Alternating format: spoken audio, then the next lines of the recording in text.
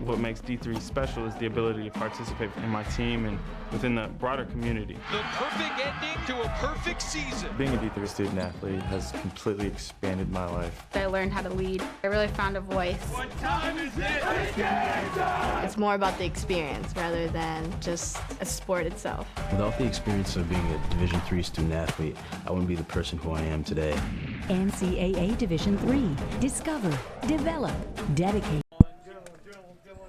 Tonight, the SLIAC Men's Conference Soccer Championship is on the line as the number 1 seed Webster University is hosting the 4th seed Westminster Blue Jays. Good evening, everyone, and welcome. My name is Jim Plyman, alongside my partner and friend Bob Richards. And to my left is our producer and the videographer for tonight, Joey Messenbrink, as we welcome you to this broadcast here on College Cast. And Robert, we've got a couple teams here that are hungry to win this title. It should be a good soccer game, and they have been very, very stingy in this tournament. Yeah, Jim, after a rainy Saturday afternoon here in St. Louis, it's a perfect evening for our championship soccer here on College Cast. And you're correct. Defense wins championships, and both of these teams came off of semifinal 1-0 victories in double overtime. That's a good example of playing championship soccer, winning those overtime games and shutting out the other side. Well, yeah, and Webster won their first game in this tournament 7-0 over Principia, while the Westminster squad defeated Greenville 1-0. So no goals given up in the quarterfinals. And Westminster's also gave up no goals in the quarters and the semis. And the semis, as did Webster. So neither team has given up a goal in this tournament. Yeah, four straight shots. And Thursday night in the semifinals, both games went to double overtime. We saw Westminster pull one out with, 34 seconds into the second OT or 36 seconds? Capitalized off a set piece, Jim. Long throw in and caught the head of Andrew Sprengel as he made a dash into the 6-yard box and perfectly flicked the ball on. It nestled into the far corner.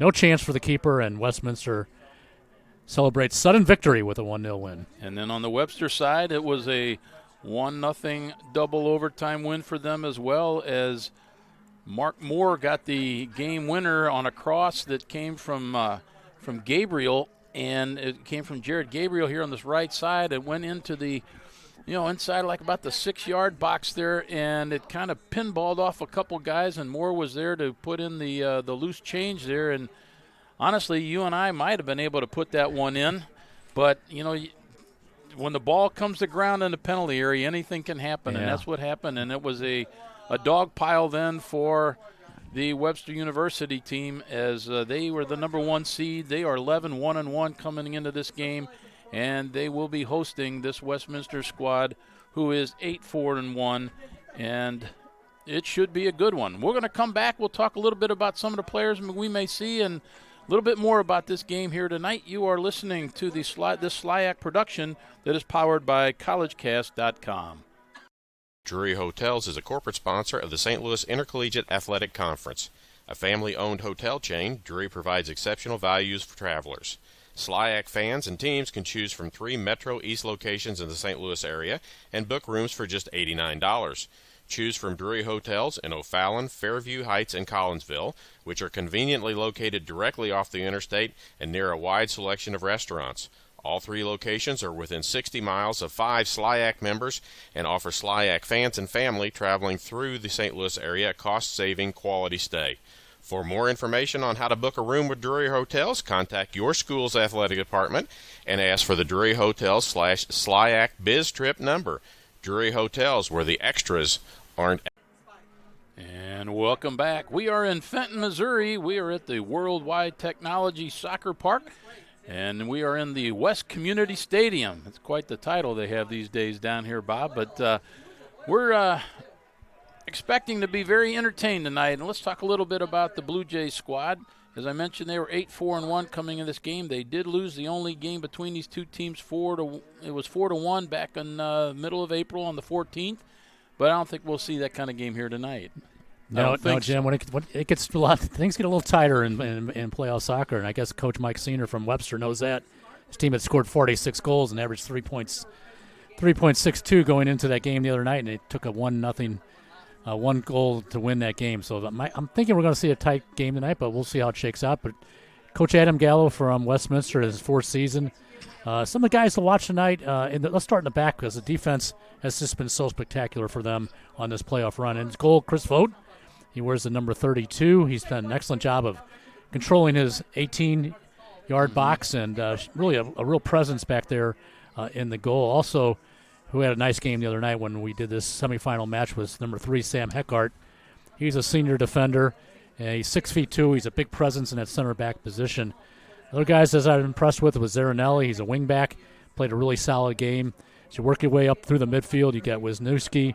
And up top, you got Gerdeman, 7 goals, 4 assists, 18 points. You never know where that winner's going to come from, but those are some of the key names as we look at the Westminster Blue Jays going into this match. Yeah, and you mentioned the offense potential here for Webster University. They come in averaging, like you said, about 3.6 a game. They only give up about 0.3 or a little, maybe even a little less. They are very, very stingy. They've only given up 4 goals all season, and a lot of that comes from their defense, where you see players such as Cameron Killian, you see the 15 jersey Dylan Janin, of course, number 4 Justin Kohler, and you'll hear a lot about Hanak Mogus and Tanner Haugen tonight.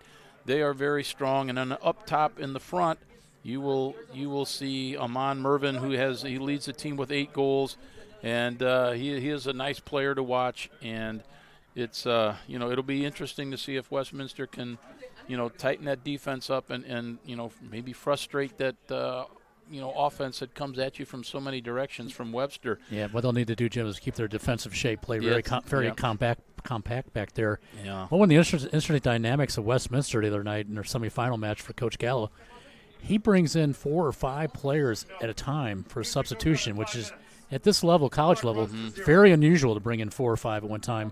But it really seemed to ignite them in the first half. They were a little bit on the back foot, but when those 4 or 5 subs came in, brought some fresh legs in, it really re-energized them as they got deeper into that first half, did the same things in the second half, and they ended up winning it in double overtime.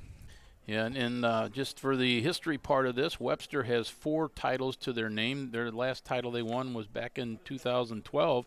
Westminster had quite a run here in the in 2013, 14, 15, 16, and 17 as they put 5 of them together in a row when winning the SLIAC men's soccer championships.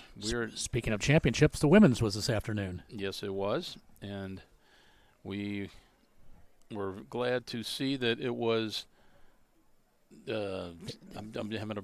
Well, they played in some wet weather. They did, and it was Westminster taking. Westminster got the win. Yeah, they beat an undefeated. That's right. Fontbonne team. Fontbonne. Yeah, that's good. Yeah, congratulations to the women's team at Westminster, and we are just about ready to have our player introductions and the national anthem and starters. We'll come back and give those to you here. Stay with us. You are watching a SLIAC production powered by collegecast.com. Do you have a camp coming up? Winning Streak can help you. Whether it's a summer league team or you're hosting a skills camp, Winning Streak has you covered. With talented graphic artists on site to help you with your design and various delivery options, Winning Streak has all of your needs met. If you place an order on a Monday, Winning Streak can get you your camp shirts by Thursday. Winning Streak, your T-shirt headquarters. As we return here to the Worldwide Technology Soccer Park, we are about to start this game. It's 57 degrees. There's not much of a wind to speak of whatsoever. We are about entertained by a beautiful full moon. Everything is cleared out of here. It rained almost the whole day here in the St. Louis area. And we are on a turf field here tonight. So it could be a little slick at times, and especially as the evening fog comes through and may get a little dewy. But, these guys have played on this stuff enough that they can handle that. Did you just say dewy? Dewy. It can be a little dewy. It can get dewy. I like it. Yeah. I like it. Yeah, I think this is going to be a good match. I don't expect a high-scoring game, but you never know. No, I don't either.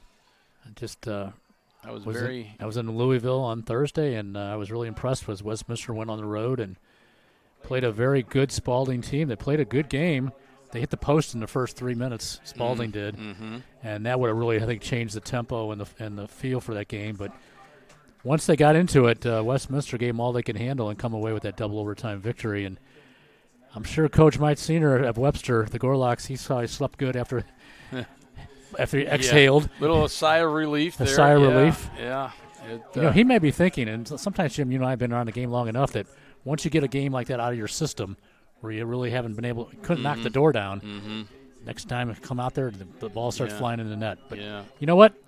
That's why we're here. We're going to play the game, and we'll see what happens. We're glad you're with us here on collegecast.com. Our referees are leading both teams or the starters out into the middle of the pitch here, and we will go over these starters for you as they bring out both teams. Westminster will have number 32 Chase Vogt in goal, and then it will be the 2 jersey Justin Gerdeman. Number 3 on defense is Sam Heckert. Number 5 in the midfield is Joe Wilder. At forward, number 11, Patrick Wisniewski. On defense, number 12, Jordan Karhoff. Number 13 is Josh Odinaway. Number 14 in the midfield is Aaron Gilliams. On defense, Luciano Zarinelli. He wears number 22. Their midfield, number 24, Colin Murray. Number 27 also in the midfield, Freddie Nene. And those are your starters for the Webster Blue Jays. Or excuse me, Westminster Blue Jays. And for Webster, they will have in goal be Matt Coffey. Coffey comes into this game 5-0-1 with a 0.16 goal against average. Midfielder Justin Kohler wears number 4. On defense, Cameron Killian wears number 8. In the midfield, number 10, Isaac Pearson. At forward, number 11, Aman Mervin.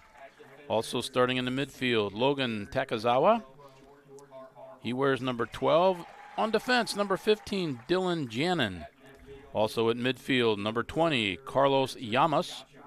And then on defense, the next 2 players, it's Hanak Mogus. He wears number 21. He'll be on the left side, and it'll be Tanner Haugen on defense as well, number 24. And then at forward, number 25, Jarrett Gabriel.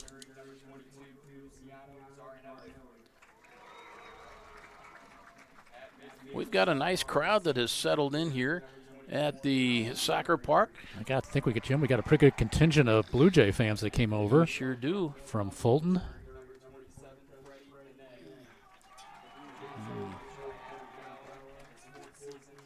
Yeah, this is a nice crowd that has settled in here for sure.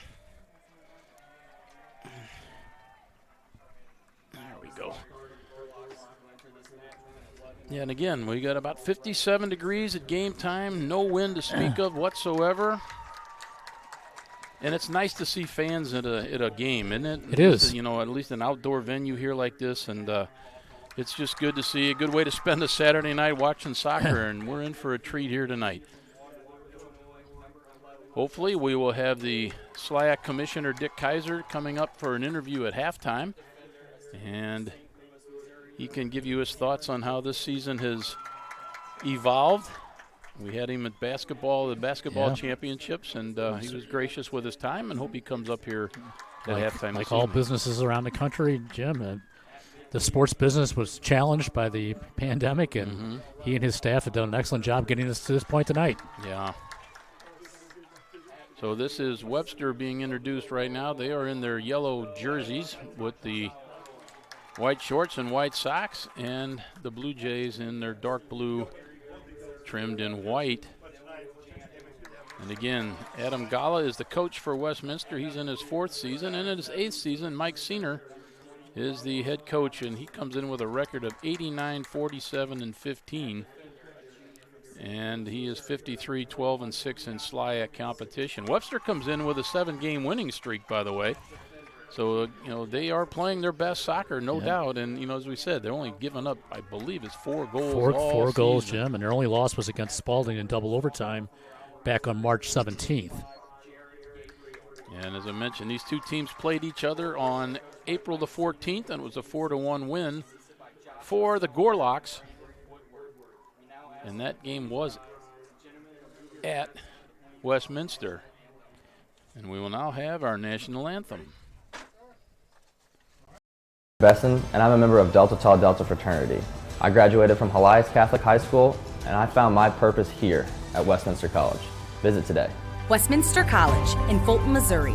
home of Churchill's Iron Curtain speech, ranked nationally in the top 15% for graduate earnings, with a 97% placement rate and a Forbes Best Value.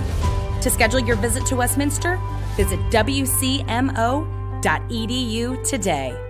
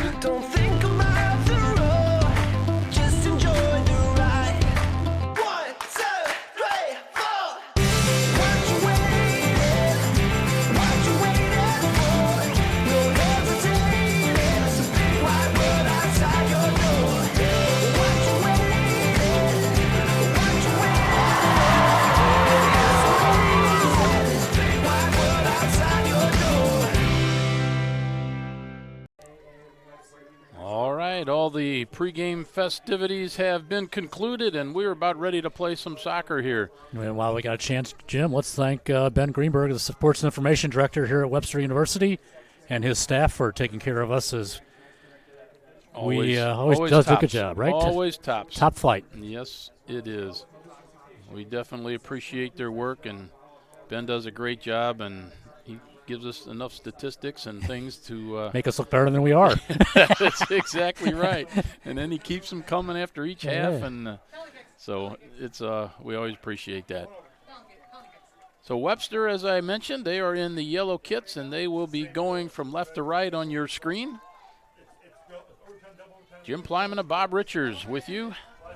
And it will be Joey Messenbrink bringing you the pictures here tonight and producing this game as well. You know, Jim, this is the last big chance for most of these athletes to play in a game like this. So good luck to them all, and enjoy the match. Here we go, and this is Mogus after the centering. And he's going to switch the fields right away over to Haugen. Haugen's pass goes off a teammate, and it'll be a throw-in on the far side. It's Cardoff was defending there at midfield for Westminster. You know, you mentioned something in the pregame about throw-ins with a long run to a toss. You don't get that much room here at the soccer park, especially on the far side over there. I was reading the Westminster coverage on their website today of the game the other night, and I think they copied some of my commentary because they said it was from the parking lot, and that's where that was where I said the throw came from. Here comes a shot, and that's going to go well over the top. That's Joe Wilder. Wilder puts that left-footed boot over the top, and we'll have our first goal kick. He's laying in front of the back four as a midfielder.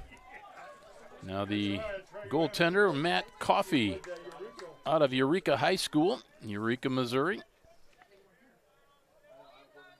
will have the first goal kick of the night.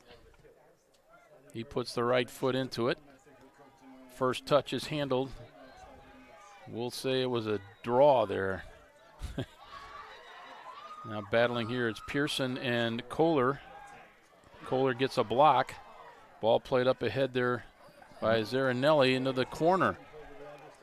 Wisniewski makes a quick move, centers it across the face of goal, and that goes out of play. See a lot of quickness here on this pitch today.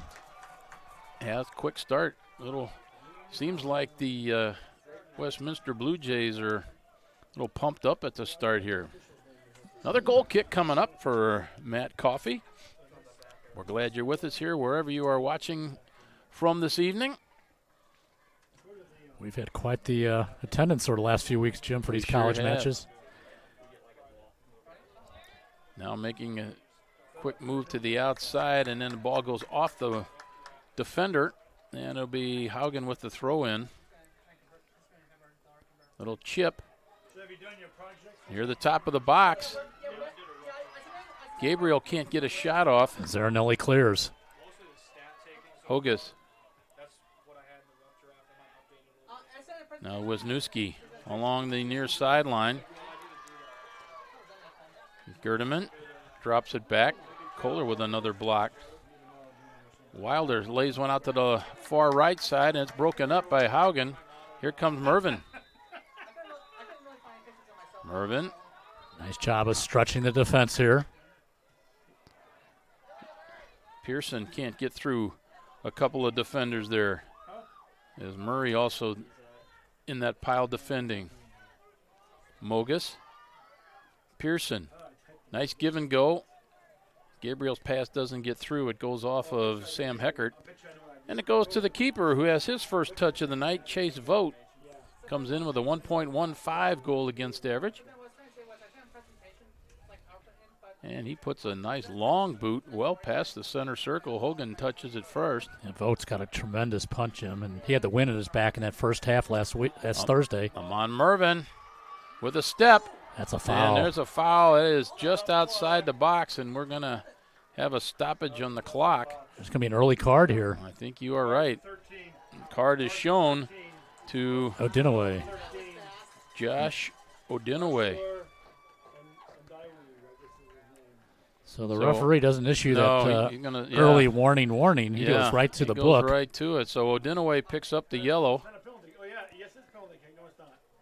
The Gorlocks were going around that flank with tremendous speed. That ball is about 9 inches outside the box there. 9?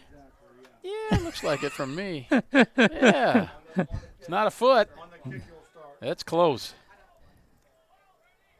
You were so precise. Haugen puts it to the middle, headed out. Llamas. Or that was handball. That was a handball there on him. That was Takazawa. Now Takazawa gets it right back. Trying to get it to feet. Has it taken away. Nice step in there by Murray. They're going to Wisniewski down this left side. Mogus gets there first, and then there's a foul by Wisniewski behind the play. This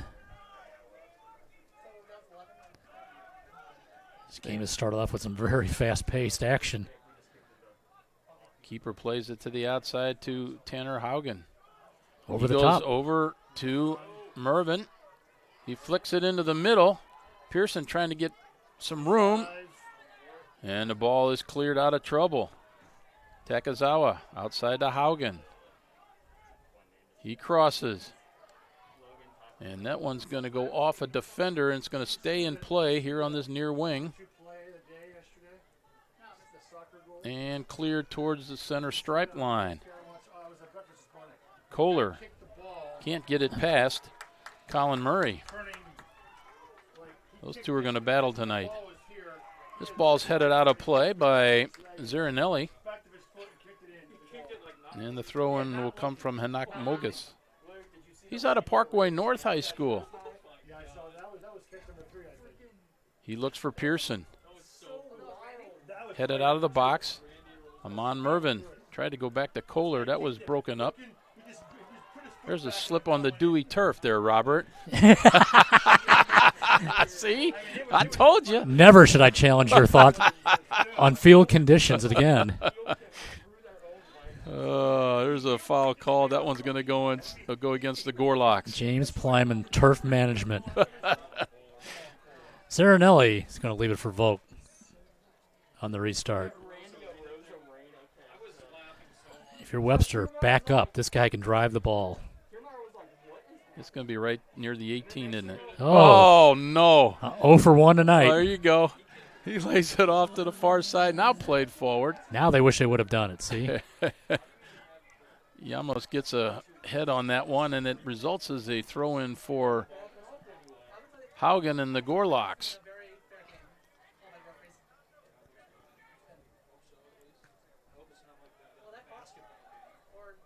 Amon Mervin trying to get through a couple defenders, goes to his trailer, and they go all the way back to the keeper. Nice volley there by Coffey. A nice step up here. And there's another good step up right into the play. Yeah, they release that ball a little quicker. It was Jannon had stepped in there for Webster, and then they were met there by Heckert. Westminster with some possession here.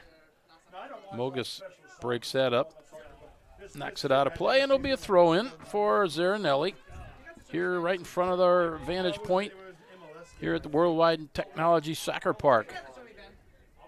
It is now called West Community Field. Oh, nice touch. Nice layoff there. Nice breakup by Cameron Killian. He goes to Mernon on the left side as he works against Gulliams. And we have a whistle. The foul's going to go against the Gorlocks as the defender got run over a little bit there. Yeah, Gilliams made a nice recovery there. It looks like Mervin wanted to make a run. Well defended. That pair of Gilliams and the number 3, Heckart, again, anchoring that center back line for the Blue Jays. Zarinelli on the near side as a wing back. It's going to be interesting to see how these defensive backs play here tonight, because they know how much they're going to be relied on, knowing one mistake can make it. Oh, there's the it's offside. Offsides. Trying to sneak up top there was Jared Gabriel. Both these teams do a good job getting their wing backs up the field, Jim, overlapping out of the back, getting into the attack.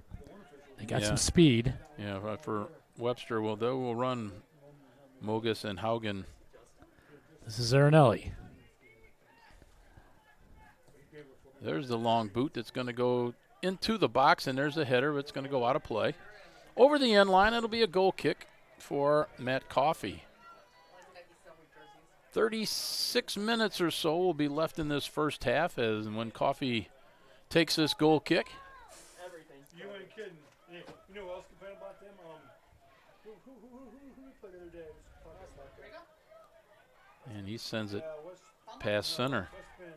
Haugen's going to pick up this loose ball. He gets it down to feet. And Westminster gets the ball back. Ball's laid outside. Mervin trying to keep it in play. He does. Now he makes the cross. Headed away there by Murray. And a long boot there by Nene. Gerdeman by himself.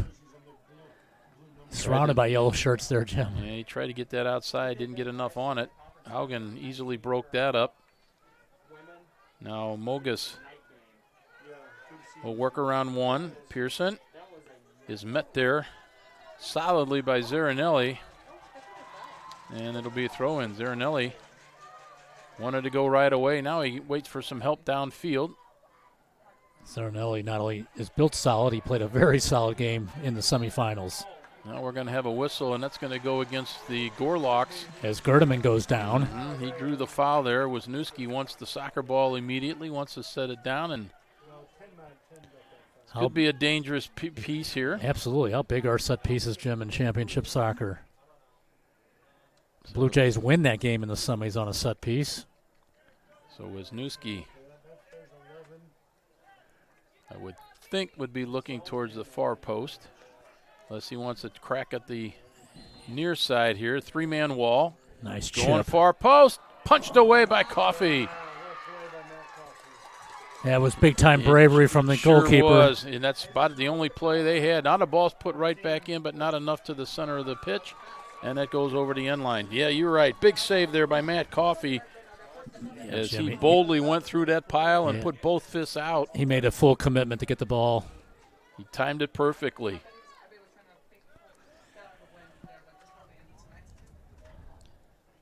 The field has been tilted a bit to the Westminster side in the early going, at least with some attempts here. A little bit more pressure by the Blue Jays. This ball skips through a number of players and will bounce about 3 or 4 times into the hands of Coffey.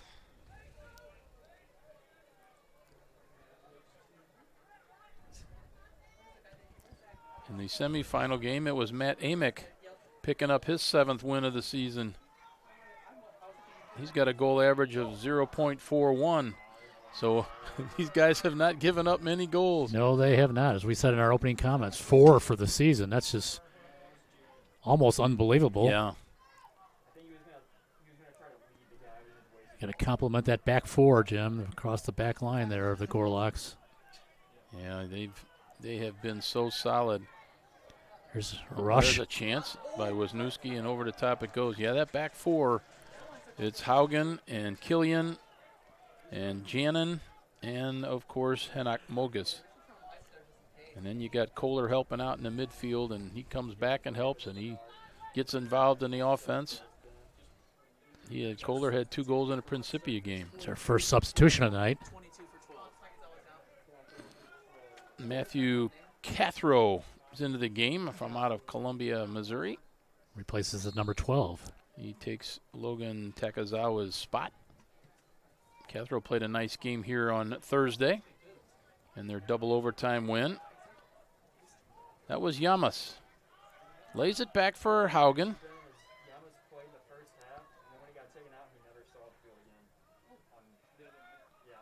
Now there's a heel. It goes deep into the Westminster end, and no challenge there. Now up comes Mervin and gets him to kick it out of play. Let's see where that went out. Haugen's moving way down the field. That kind of bananaed off the defender's foot.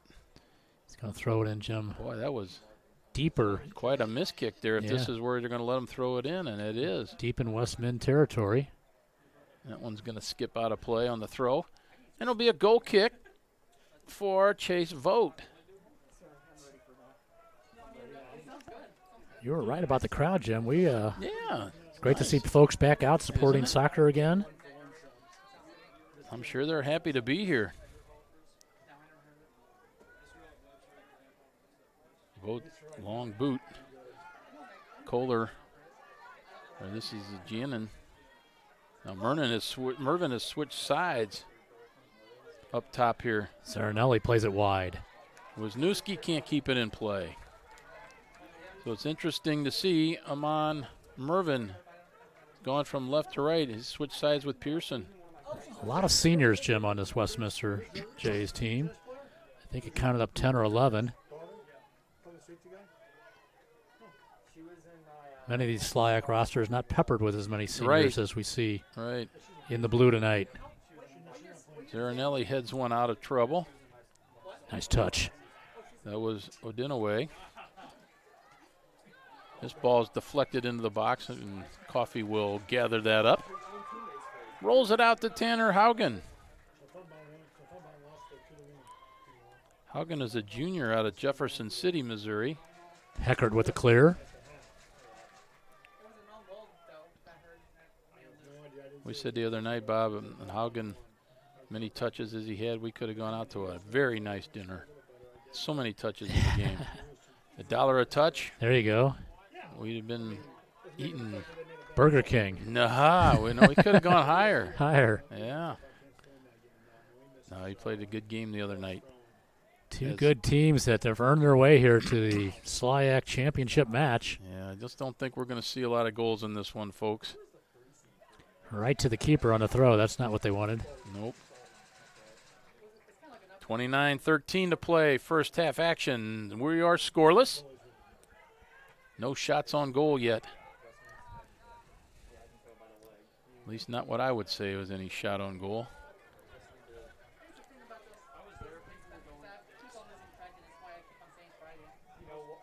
Josh Odinaway with the throw. That one goes off the foot of Dylan Janin. Now the throw quickly into the box. That one ricochets. Wisniewski trying to make a play against Hogus. He slips. Hogus ties him up. Nice job, and we play on. Nice job of pulling the ball off of Wisniewski's foot.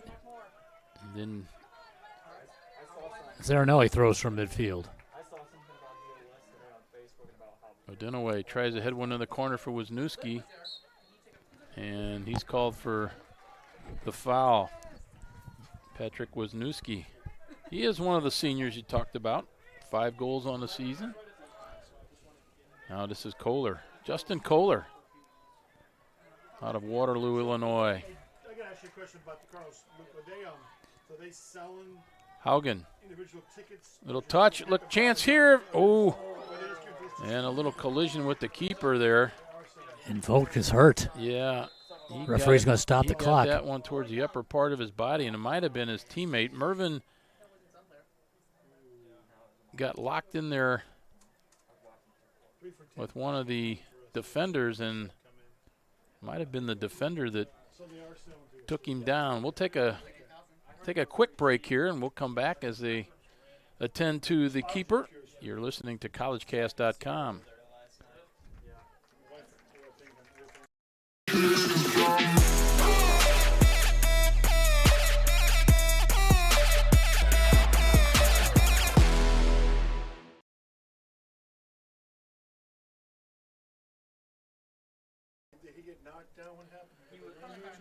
Chase Vogt is back up.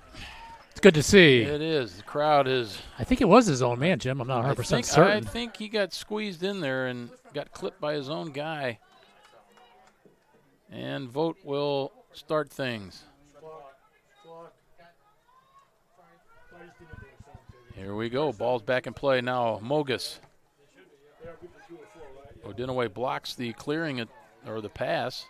They send one into the box, easily handled by Matt Coffey.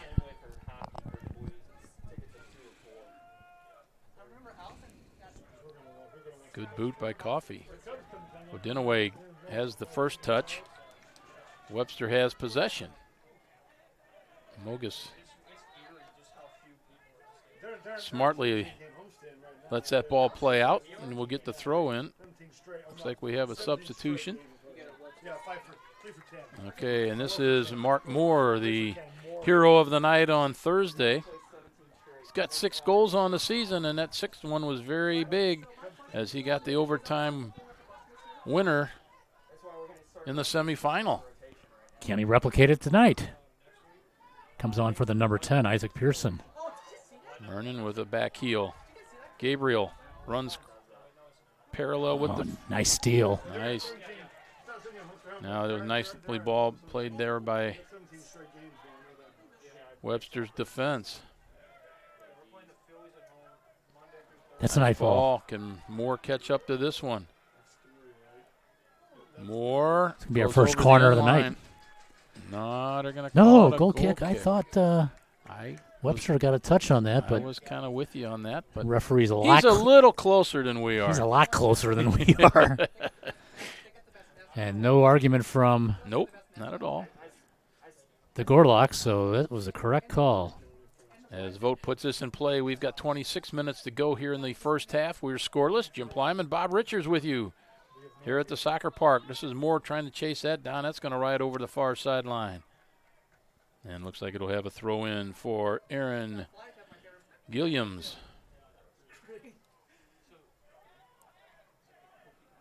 Ball is back in play.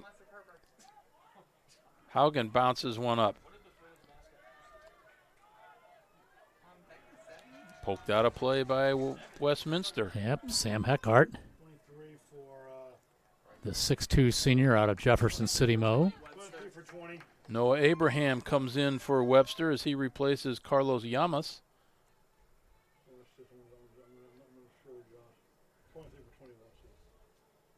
Off the throw in. Ball center. Shot. Top of the box. Oh! Just a bit over the top. We'll have the replay of that one. Looked like the keeper, Vogt, Jim, really had the range on it. As the cross came over, then there's the volley, and it just goes over the top. It was a nice strike. Yeah, the ball was well hit. Unlike your golf driving. It's not usually that solid. Or straight. Ball cleared to the near sideline. Amon Mervin has it stripped away there by Odinaway. Looking for Wisniewski down this left side, and he got it a little too strong. The ball goes out over the sideline right in front of the corner flag. And Mogus will have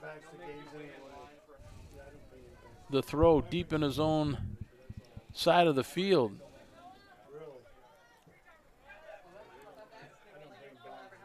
Zarinelli has this one stolen away. Oh, nice tackle. Nice That job was jumping in. Karhoff on the tackle. Yes.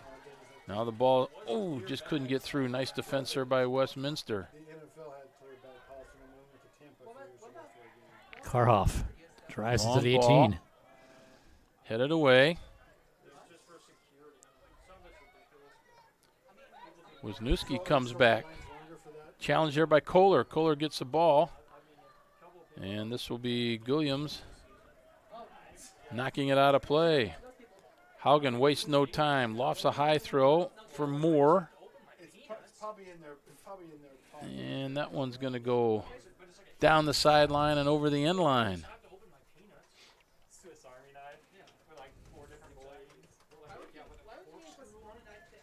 Ball is doing a lot of end-to-end action here, Bob, but no chances. No big chances yet, Nope. Jim. Nope. Nope, not really.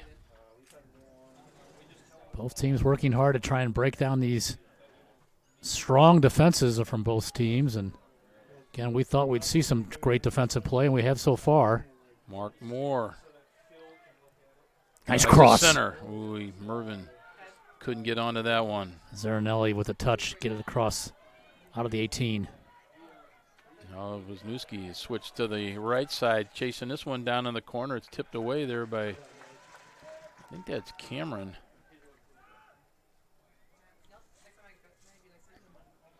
It'll be a throw-in.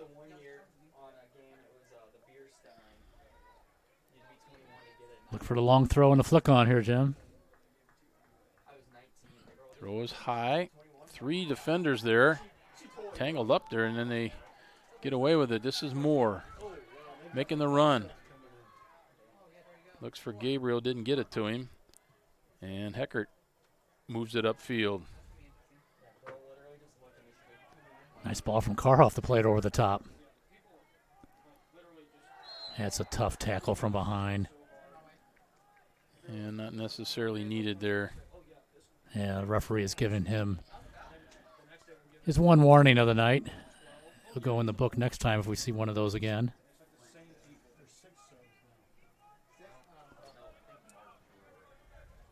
No, I wasn't Mark. It was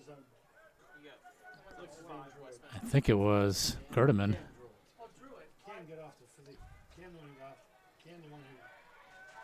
Goal kick has been put into play. Ball's in the center circle. Amon Mervin. Mervin trying to get a leg up on his opponent there, and it's kept in. That was Odinaway that had the defense there. Odinaway has the ball. Has it taken away by Abraham.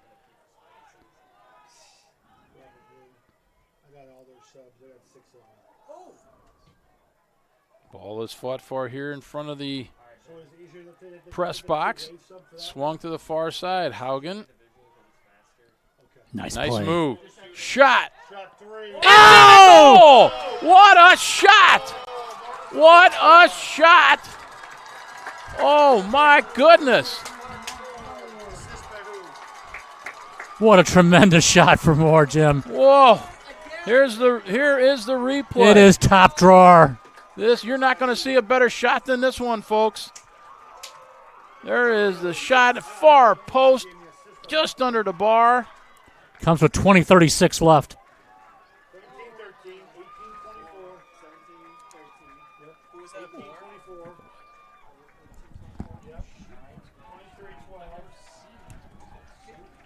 Wow. Takes my breath away. Takes my breath away. Moore. What a shot. Woo. What a cracker of a shot. Oh. It's just top drawer, top talent.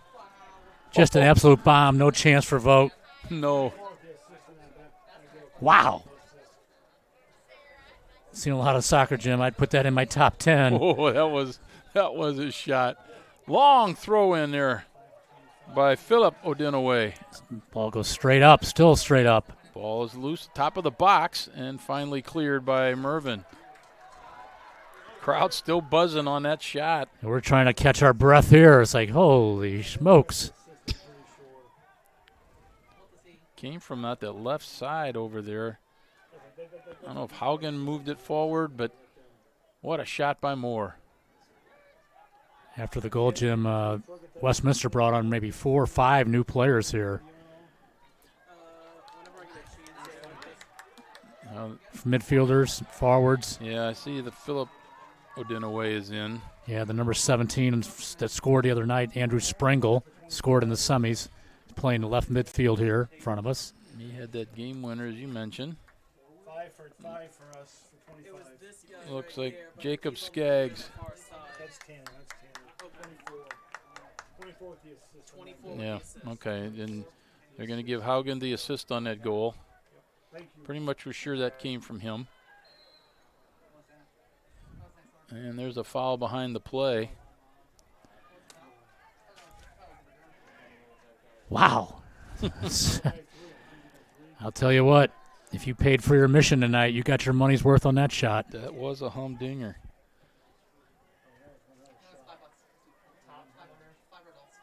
You know, Jim, so many players try and dribble that ball underneath the crossbar. Yeah. That gentleman has a shot and launched it.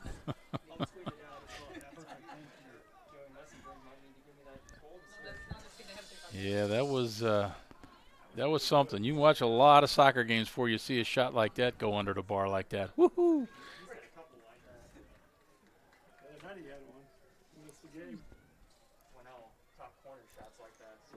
Haugen with the throw in. We've got 18:10 to go in this first half. 1-0 Webster. Well, if you're going to get a goal in the first half, you might as well make it a good one. That's right. And that ball is dribbled out of play.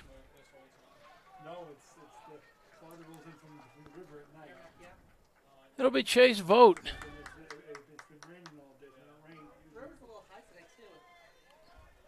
With a goal kick.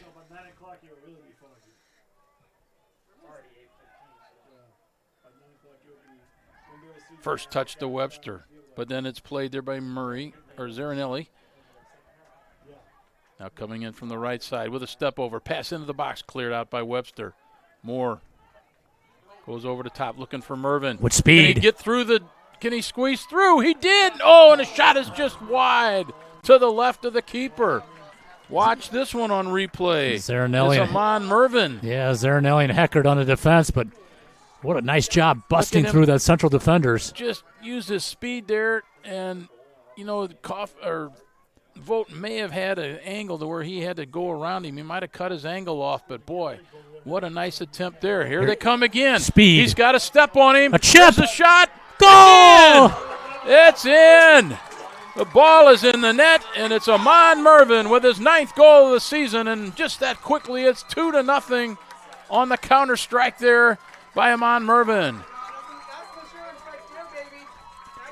There's Jim, the header that came, and Mervin had to step, and what speed does for you, huh? We were talking, Jim, about that semifinal match where goals were hard to come by. That they may have gotten that one out of the way. Yep. And they've blown the lid off this game in the first half.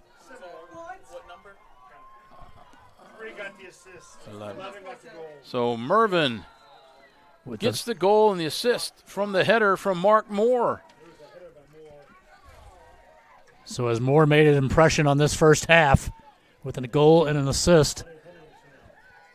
Yeah, he comes in off the bench just like he did on Thursday night, and that was quite 2 out of 3, Jim. They scored on 2 out of 3 big attempts in a matter of a minute and a half. You can't buy speed like that, can you? Long throw in coming from Odinaway into the box, and it's flicked, and the keeper, Matt Coffey, snags that one. Now he's going to let everybody clear out. A little fog rolling in off the Merrimack River here tonight, folks. It may get interesting by the second half. Bob, you and I have seen plenty of games down here. We know that fog can come rolling in. Yes, it can. As much rain as we've had and the warmer weather is coming in, we could have an interesting last 45 minutes of this one. What an exciting 5 minutes if you're a Gorlock fan. Moore Haugen's going to join the play. He takes the shot. It just skips. Yeah, off that wet turf, and Volk just gets an arm on it. I believe he did. Haugen. Again, Moore laying the ball off very sweetly there. Moore, it's out, and then Haugen jumps into the play, takes that one, and I believe Vogt just got a hand on it, and here's our first corner kick. This will be Abraham taking the kick. So Vogt did get a hand on that. Low line or a skipper in the box and loose. Mervin tried to get it through a crowd, couldn't do it. Kohler lays it back. Haugen chips it.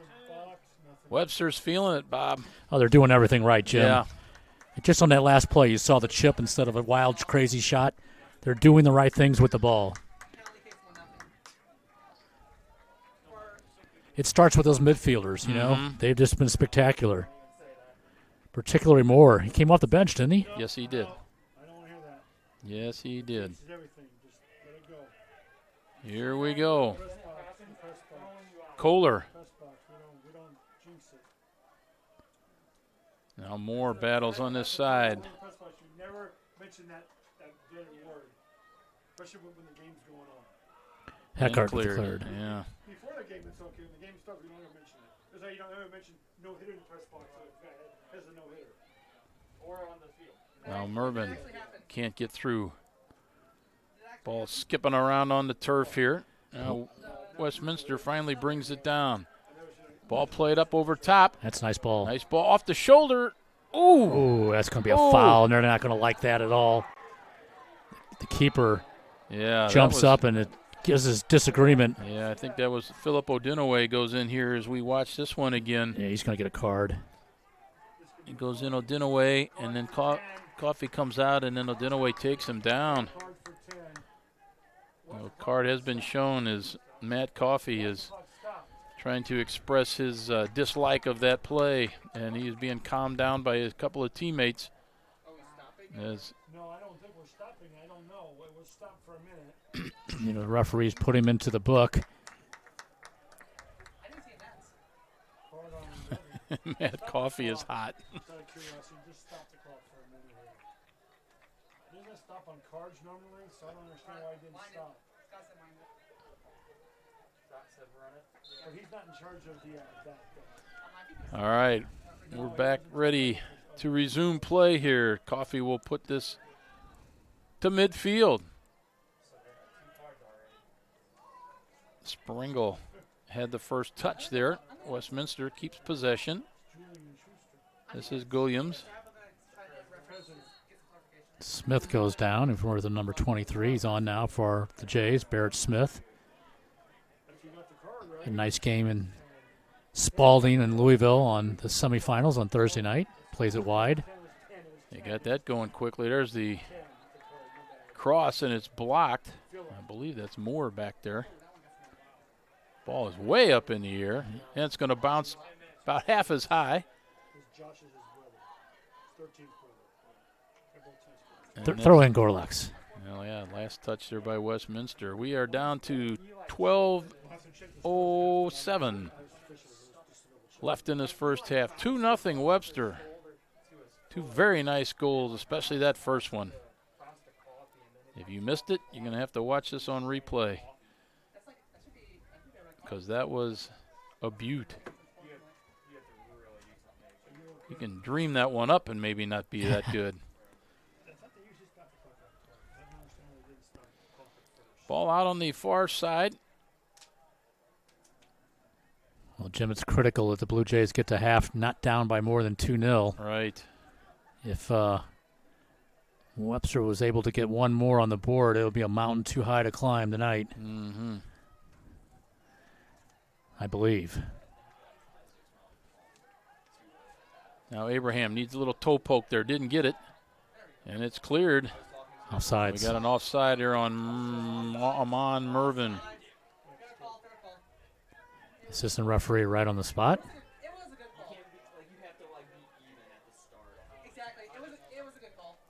Zarinelli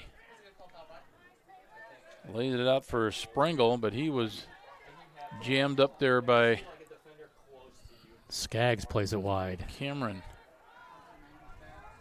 Moore chips it again, looking for Mervin. He's onside this time, and he gets the ball. He's got a little bit of room here if he wants it to his right. Oh, nice move. He waits for some support. Coming back was Odinaway. Look out here. Yeah, you could see that coming. You could see that coming. Stop the clock here. That's going to be a yellow card. Yeah, that could have been a little payback there, as Odinaway is met there by Mogus and taken down, we'll say. That follows a collision with the goalkeeper earlier. Yeah.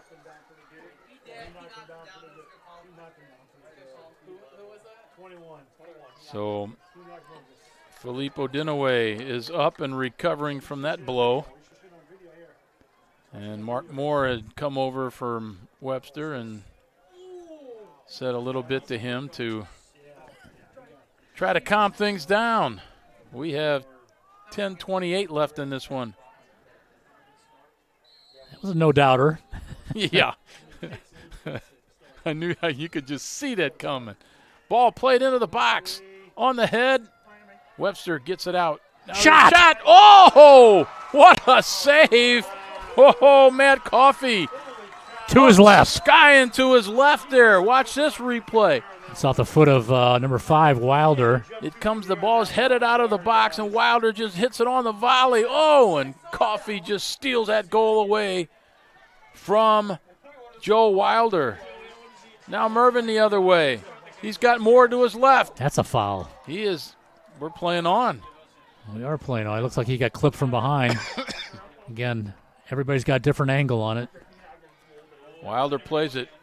Mogus misses connections with the ball there, and Odinaway, Philippe Odinaway, cuts to his left, looking for some room. He's dogged there by Cathro. Oh, nice play. It's gonna be a corner No, kick. it didn't. He didn't keep it in. This game has opened up here, Jim, in the last few minutes. Yes, it has. It's probably not something Coach Senior wants to see. No. You want to stay compact, possess the ball, slow them down. So this will be Luciano Zarinelli, senior out of Pattonville High School. He takes these set-piece corners for Westmin. Boy, wouldn't Westminster like to get one here before half. They crowd the 6-yard box, Jim, with probably 5 or 6 players here. There's the kick. Goes Well to done. the far post. Ball is loose and cleared. It hit the turf once. Now the ball's headed a couple of times. Odinaway lays it back. Nice bust up there by Webster there. As that was Tavis Cameron made the defensive play. Last touch there by Westminster. Mogus on the throw. Cameron with the flick. Stepped into by Wilder. Now Mogus and Odinaway are going to go at it again. They both go down. I think that was more of a slip on the turf than anything there. Yeah, both of them slipped. The Jays here, Jim, trying to claw their way back into this match here. They really hit the throttle in the last 5 minutes.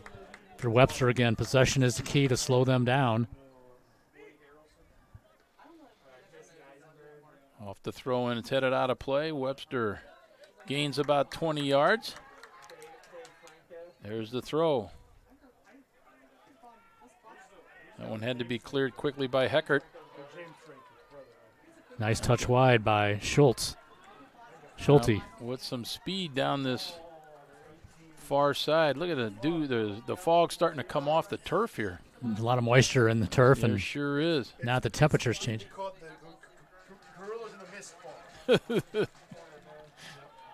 We'll have a corner kick for Westminster. Is it their second, Jim? It is. This will be a right-footed outswinger. 4 Jays at the top of the box, collapse into the goal. It's cleared. Wilder with a chance, and that one's going to roll harmlessly to the goalkeeper, Matt Coffey. So Wilder stepped up a couple times here and got shots through. Boy, what a save there by Coffey on that Wilder volley from before. Whew. Ball hits the turf. And it rolls. And they're going to have to play this one. Vogt will bring it into his box.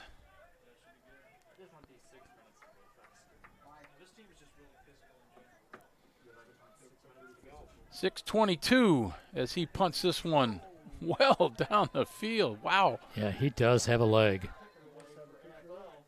This is Cameron. Going to head it forward.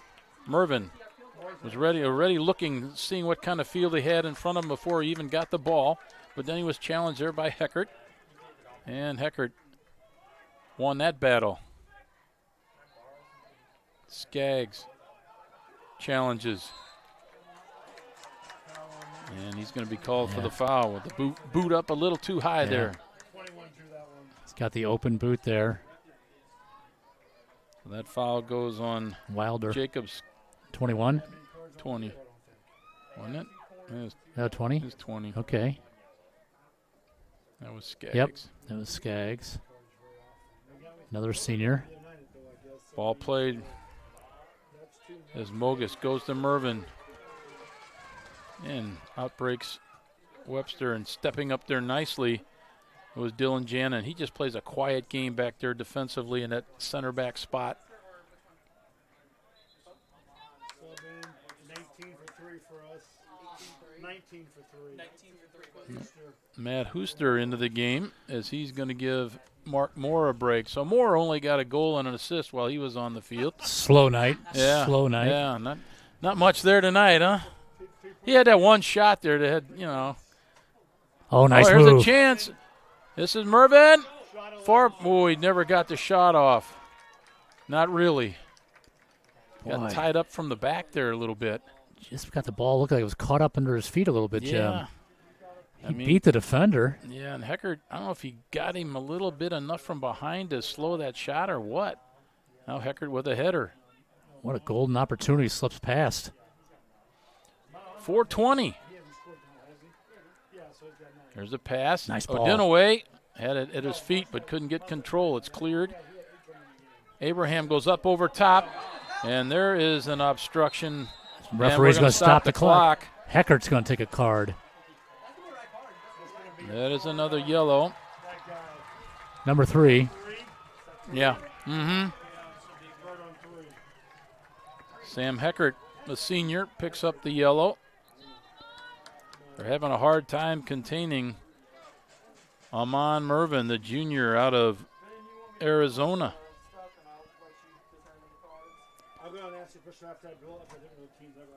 I believe he's from Sahuarita, Arizona. I probably didn't say that right. Haugen to the top of the box. Abraham steps up. They're looking for Mervin there. Couldn't get it to him, and it is cleared. Handball. Odinaway, they're going to say not a handball. Boy, we all saw it. Oh, Haugen with a nice slide tackle. His arm looked like it was away from his body, Jim. I was going to say that. When the arm's in its natural position next to you, you'll never call it, but they dodged a bullet there. Mervin. Zarinelli gets in touch.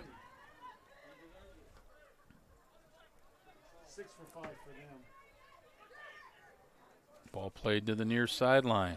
Springle. Springle plays catch there with Wilder. Now lays it off to Luciano Zarinelli.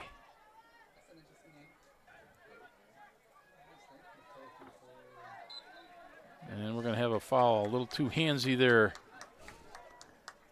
from Zarinelli. Or was that the 23? Oh, yeah, it might have been Barrett Smith. Yep. Let's see where Matt Coffey wants to put this one, as we have 2:50 to go.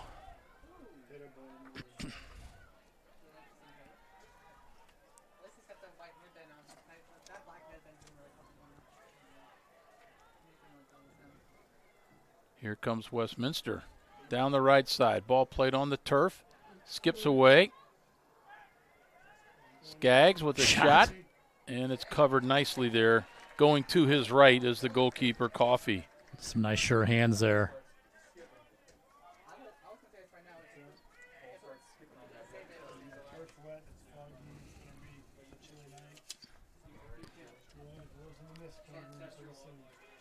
Ball played down the field.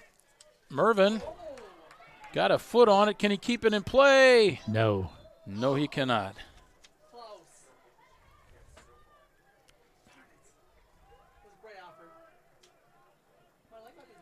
Amon Mervin. 6 for 5 for us. Johnny McCarthy in for us. Okay. Johnny McCarthy comes in for Tavis Cameron. Yeah. Amon Mervin. He was named the Offensive Player of the Year in the SLIAC. There will be some awards given out later this evening after the game. And we'll be bringing that to you as well. This is Mogus playing it down to the corner, nothing doing there. As we count down the final 70 seconds of this one in this first half. 2-0. Webster University on top of Westminster. Goals by Moore and Mervin.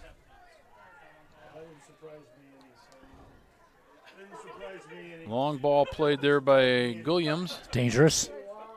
Headed away. Now Skaggs tries to get free. And that is Mogus breaking that up. Wilder plays it to the far right wing with 35 seconds to go. There's a cross. Dangerous. Punched out by Coffey. Zarinelli. Zarinelli with a crack. Whoa, and a skipper. And again, there is Matt Coffey. Gorlock's Jim had a couple chances to get that ball wide, and he drove it down the middle of the field. Watch this shot here by Zarinelli. He moves in, and from distance, there's a skip. Gorlock's Jim put them clearances in dangerous areas. Yeah, we can't emphasize enough this wet turf here tonight. The fog is coming in, and very wet conditions on the turf here. We have hit halftime. It is 2-0 in favor of Webster, and we're going to take a break here for a while, and we will come back, talk about some of that action we saw in the first half. We may have an interview as well. We invite you to come on back. You are listening to this SLIAC production that is powered by collegecast.com. I am an NCAA student athlete, and I pledge to be a champion of unity on my team, on my campus, and in my community. I pledge to stand against all forces of division and separation. I pledge to embrace differences and strive for inclusion and collaboration. I pledge to stand against racism, hate, and discrimination. I pledge to strive for love, care, and forgiveness. I pledge to stand against silence, deceit, and obscurity. I pledge to strive for dialogue, truth, and understanding. I pledge to stand against fear and doubt. I pledge to strive for trust and belief in one another. I pledge to stand against complacency and stagnancy. I pledge to strive for change and growth. I commit to supporting my fellow student athletes in all circumstances that impact them. I commit to both choosing unity personally and encouraging it for all. I pledge these things because we are stronger together.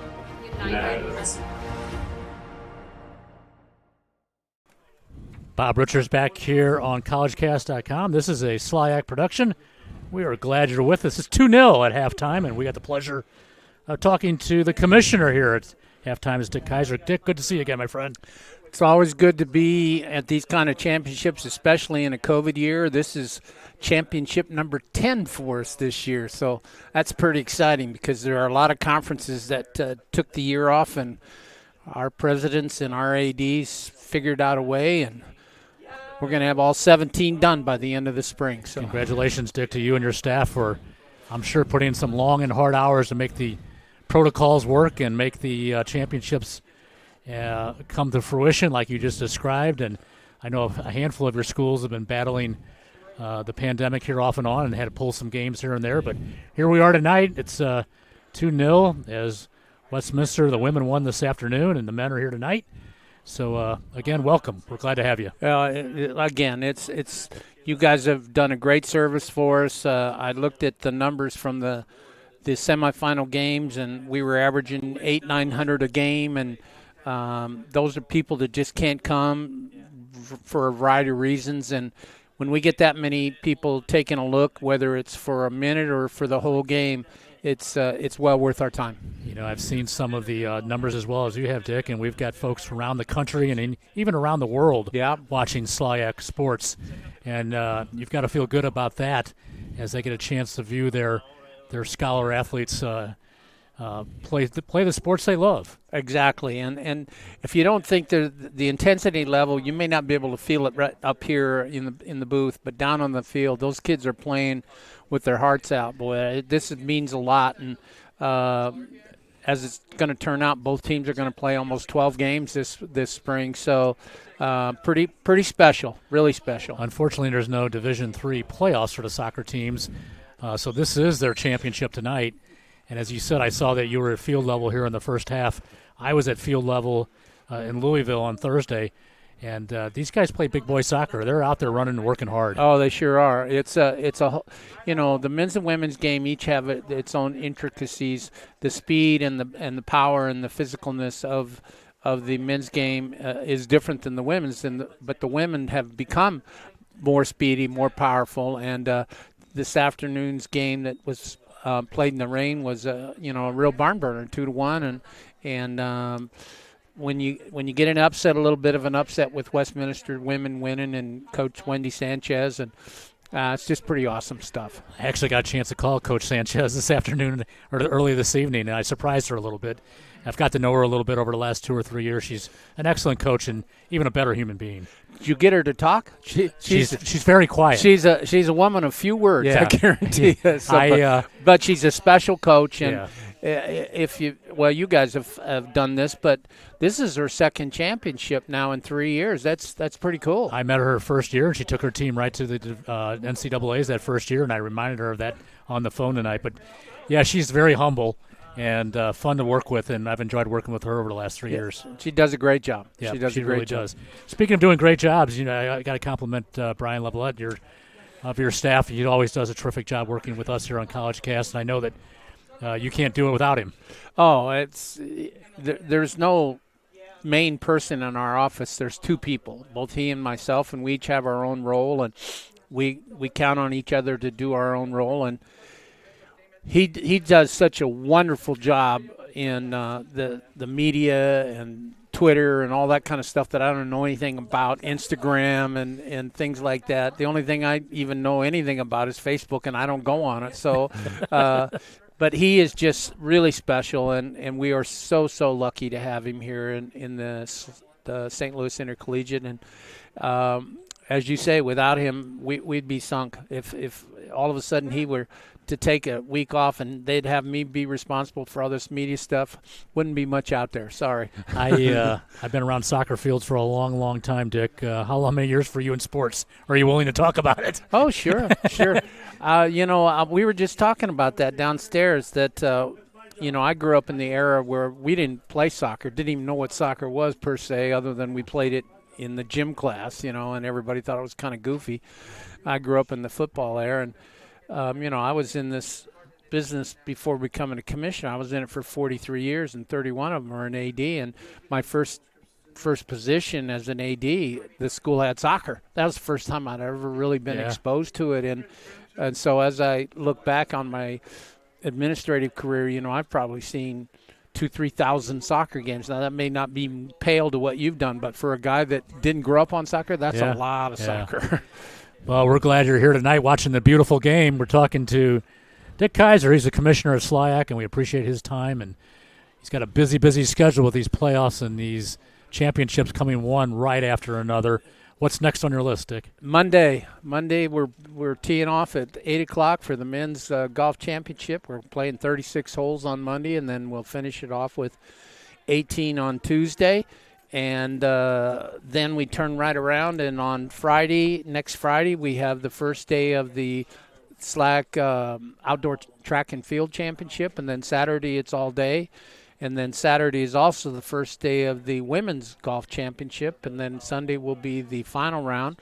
And after that, we're down to 2. There you go. So that's pretty exciting. There you go. And in a few short months, hopefully you and I will cross paths again as fall comes along. We'll be back into another soccer season, hopefully. Yeah, we were just talking about that a couple nights ago, that just 4 months from now we'll be turning this thing right around, and these kids that are playing now and playing so hard will really not have much time off before, and that's why we're so hopeful that nobody gets hurt, so they bounce back. And this next fall, the league's going to be doing a little something different that they've never done, or at least not in my time. They're going to play a double round robin, so every team's going to play with only 7 teams, with Iowa Wesleyan going out of the league this year.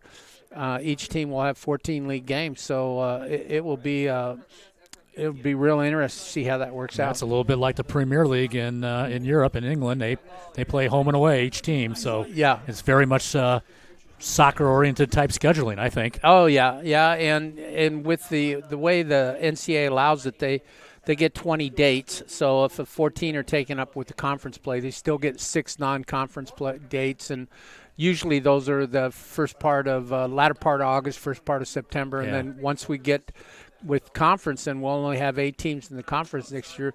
That's pretty much every Wednesday and Saturday for 7 weeks. Beautiful. Well, that's been Dick Kaiser. We got to thank him for taking time to join us here on College Cast, and we're going to take a quick break here, come back and set up the second half. It's 2-0 favor of the Gorlocks over the Westminster Blue Jays. You're listening to a SLIAC production powered by collegecast.com.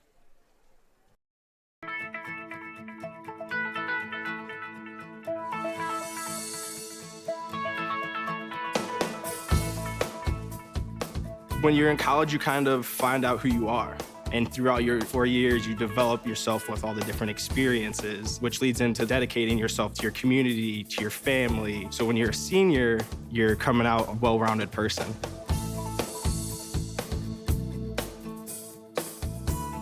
College has given me the flexibility to pursue my passions and my interests outside of the classroom and outside of the court or field. I've had the ability to get into different activities and organizations, and I've recreated my identity for myself aside from just being an athlete.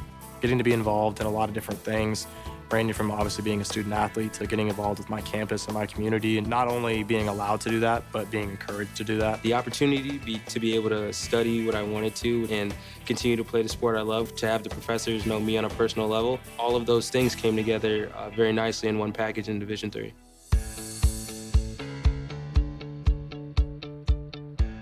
Being a part of the different activities and organizations that I've been a part of, I'm actually able to see myself where I'm like, hey, I actually can make a change. I'm one person that can make a difference. It really helps you develop thinking from other people's perspectives and looking at problems from outside the box. Division III has helped me to develop teamwork skills, critical thinking skills, time management skills. I've definitely learned how to really be myself. I found out, yes, I am actually a good leader, and yes, I can actually put myself forward because I am good enough. I can do it.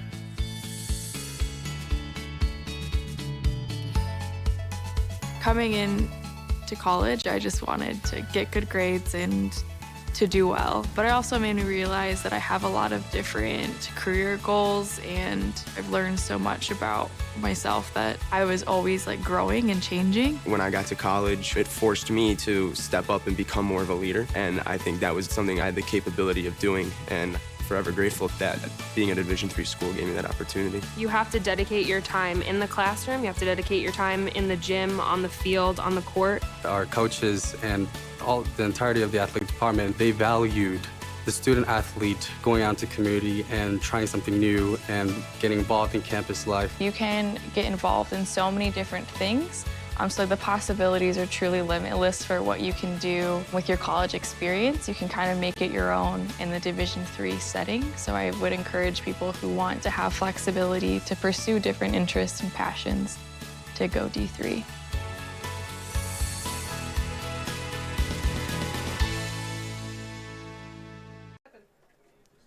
And welcome back to the Worldwide Technology Soccer Park here at West Community Stadium. Jim Plyman, Bob Richards with you in this broadcast, and we are at halftime. It's a 2-0 lead for Webster University as they got goals at the 24-23 mark. It was by Mark Moore, and if you're just joining us, it was one of the better shots you're going to see in a long time, as he planted one from about 25 yards out into the far upper corner of the goal, and it was just an unbelievable shot. And then just maybe nearly 4 minutes later, it was Amon Mervin scoring on an assist from Mark Moore. He headed it across the field, and Mervin was able to split the defense, lifted a shot over the keeper, and made it 2-0. Some other stats from the first period. The shots was the Westminster had 9, the Gorlocks had 6. Corner kicks, it was the Blue Jays 2 and the Gorlocks 1. Saves by the keeper for Westminster. Their goaltender, Chase Vogt, had 2 saves, and Matt Coffey, the keeper for Webster, Bob, he had 4 saves, and the last 2 were very good saves. The diving one up and to his left was just a top-notch save, and then that last shot by Wilder that skipped through. And a third one in very early in the half, Jim, where he came out and punched the ball. Yes. Very bravely. Mm-hmm. And that was still a 0-0 game at that time, so that was an important save on his part as well. The fouls were 6-5, and the advantage of those were Webster. They had the 6, and we had a couple of we had 3 yellow cards go to the Blue Jays and 1 to Webster. We are just seconds away from starting this second half. And if you wondering about maybe possession, they have it down 51% to 49% in favor of the Gorlocks.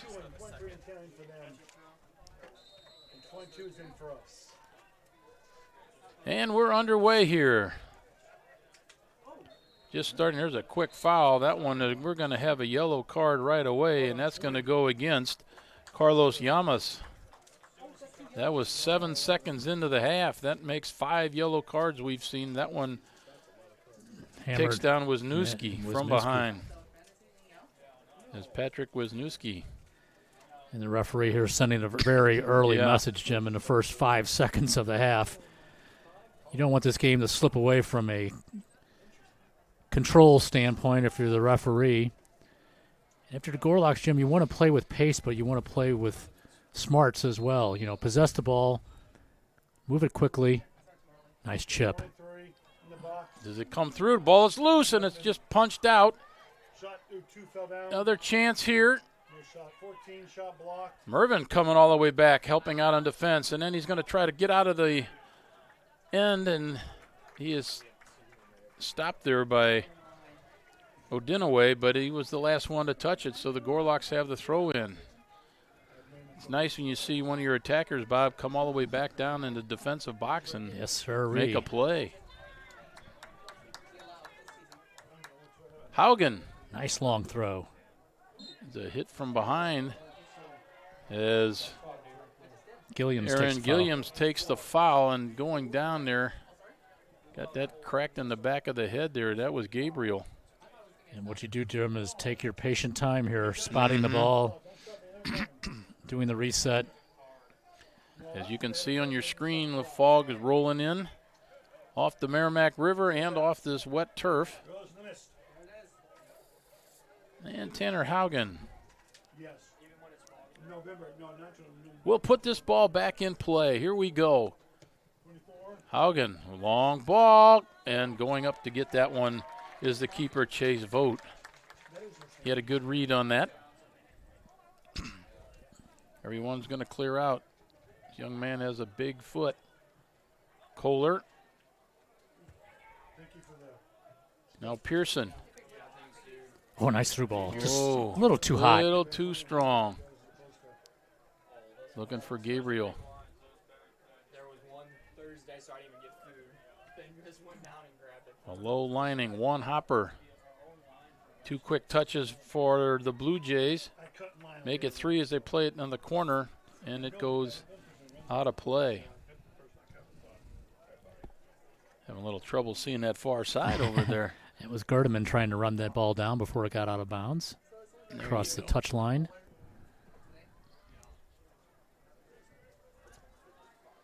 Tell him to play on this side, Jim. Kohler tries to send one through. Stop there. He gets it right back. Flicks one up.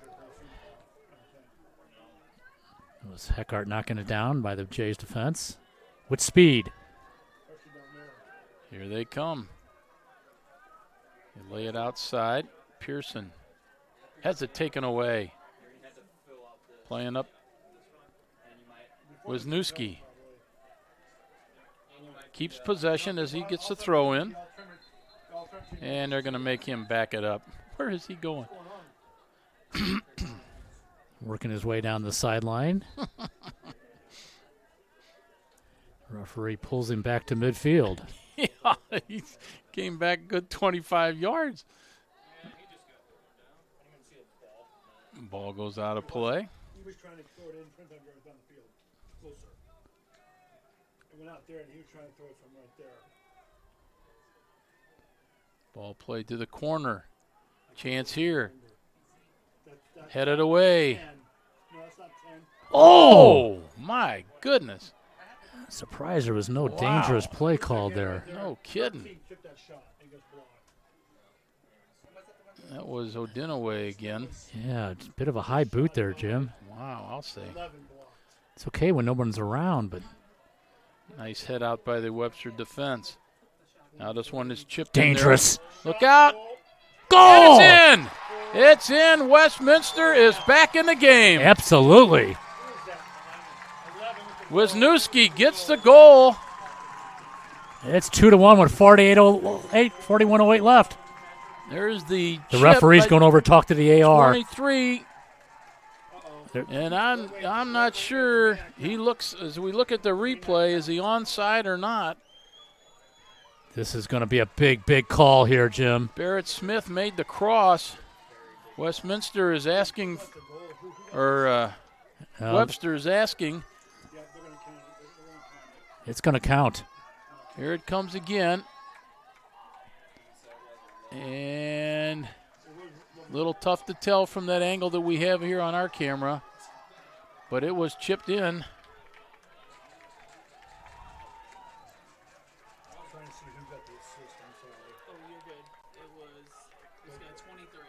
Yeah, the assist goes to. The ball comes over there, though, right? It's right there. No, he chips it straight at 23 with the assist. 23 with the assist. So 23 is getting the assist, Jim. Yeah. And Barrett it Smith. looks like we have. I think he may be out of the game. No, he's changing jerseys? Okay. 11. So Patrick Wisniewski picks up his 6th goal of the season.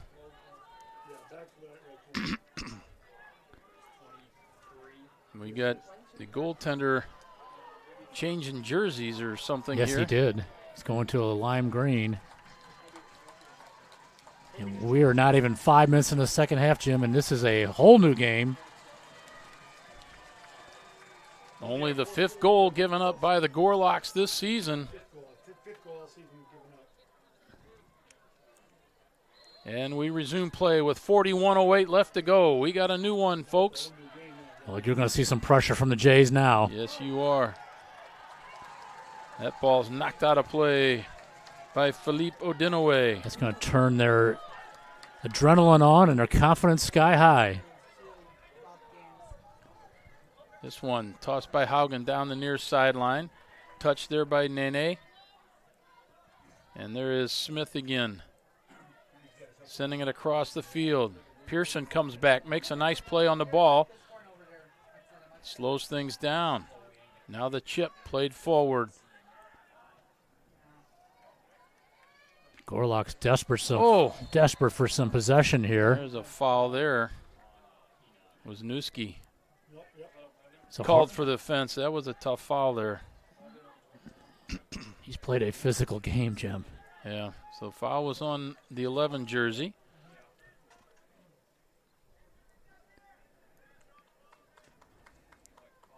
And it will be Coffey putting this one back into play.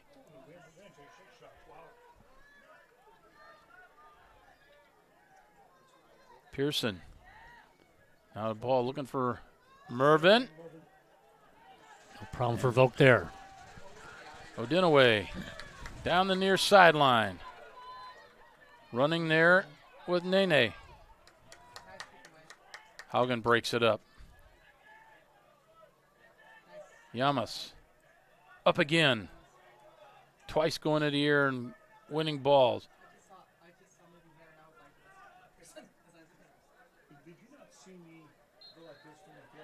And Gabriel's call for the foul. 39-13 to go. 2-1. Jim, we talked in that first half about the Jays keeping it just at 2-0. That's really helped them. Obviously, as they've scored the first here in the second half, put themselves back in the match. Dinaway misses connections there with Freddie Nene. It'll be a goal kick for the Gorlocks. Jim Plyman, Bob Richards with you in this one, in this championship game here in the SLIAC Conference. Joey Messenbrink at the controls and the camera. I want to thank the folks here at Webster for all their hospitality and setting us up here with all we can ask for. Odinaway chipping for Nene. He heads it into the box. Odinaway and Mervin do battle. Throw in Westminster. Short throw. Barrett Smith. Odinaway. Back to Smith. He's got time to set this one up. Nicely done. Nice ball. Far post punched away. And that's going to be a throw-in as it goes over the sideline. Wisniewski goes over to take the throw. 37-37. Short throw. Broken up. Uh-oh. Comes right to the midfield. This is Smith. Tees it up. Goes wide. It's going to be a corner but kick. It's going to be last touch by a Gorlock. Well, it's been all Jays here, Jim, in this second half as they scored in the first 4 minutes and have really applied the pressure. This will be Barrett Smith, the junior, out of Columbia, Missouri, Rockbridge. 5 Jays across the 6-yard box. It's a line drive, headed, volley, bouncer, and it goes through the crowd, and it will be a corner kick.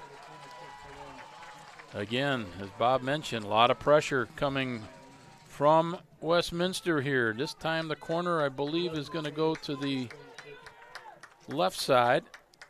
Wisniewski will have the kick.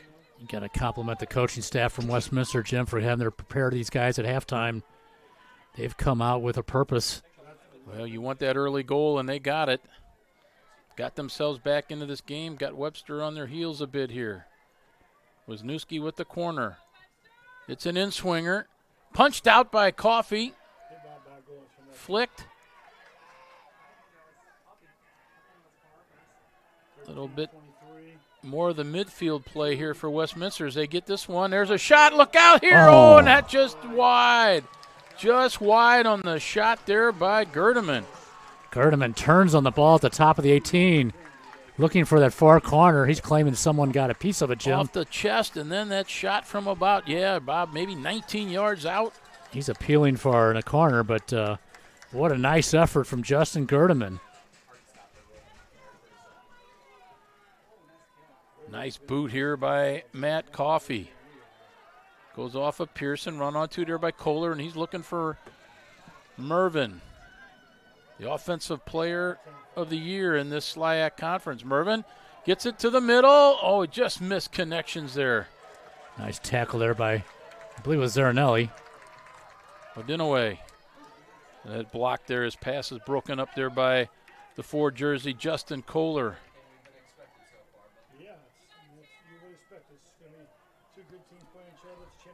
Long boot here. No problem for the keeper. A fair catch there as Williams put that one in from midfield. That had some hang time, right? Yes, it did. Yes, it did. From the 18, Coffee boots it long. Mervin gets a touch.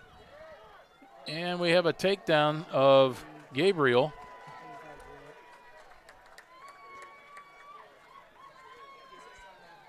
Gabriel's out of Rolla, Missouri.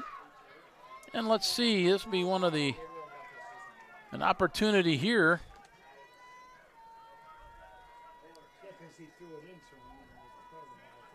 From about 30, 31 yards out. Haugen and Yamas confer. Three-man wall. It might have touched someone going through there. I think it did. Yeah, and it calls a corner kick. I think you are right. That might have skimmed off of Zarinelli. Certainly one of those three in that wall. It's scooted through the wall. It can be a timeout. We're going to stop the clock. There's a card. We have a card as we show you the replay of the kick. Yeah, okay. So Moore is going to come in now for Pearson, and we have a corner kick. This will be Haugen with the corner. It'll be a right-footed in-swinger would be my guess. I'm not sure who took the card. I think it was Pearson. It was Pearson. There's a low skipper, and that is cleared out. He must have used the magic words of some kind. I think so. And that was Barrett Smith that had to clear off the corner kick. And the ball goes out off of Cameron Killian.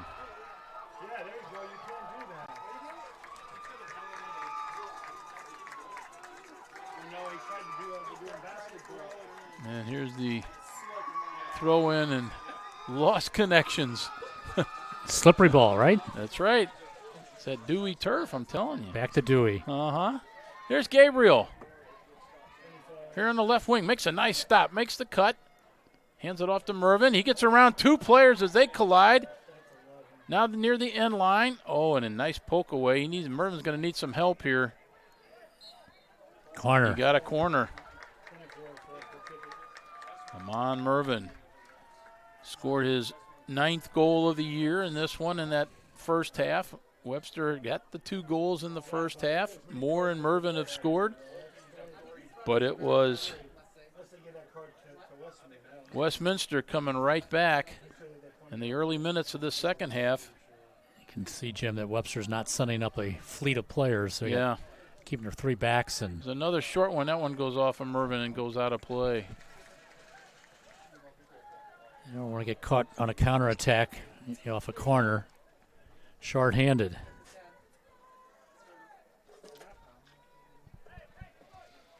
Chase Vogt.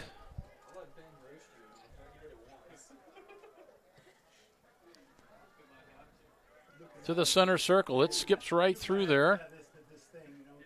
Met there by Jannon. A little nudge from behind there.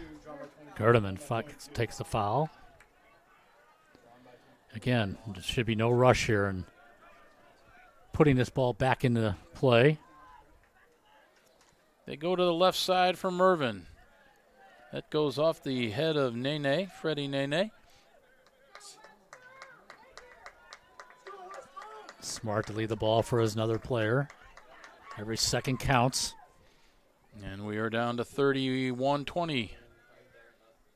And counting is Haugen to Gabriel, and it goes out of play. It was played out there by Gilliams. Yeah. And it's a throw in deep, right in front of the flag. Haug with the toss. Headed out by Westminster. Killian. Off the side of his foot. Mogus takes a man down. It's Wisniewski down.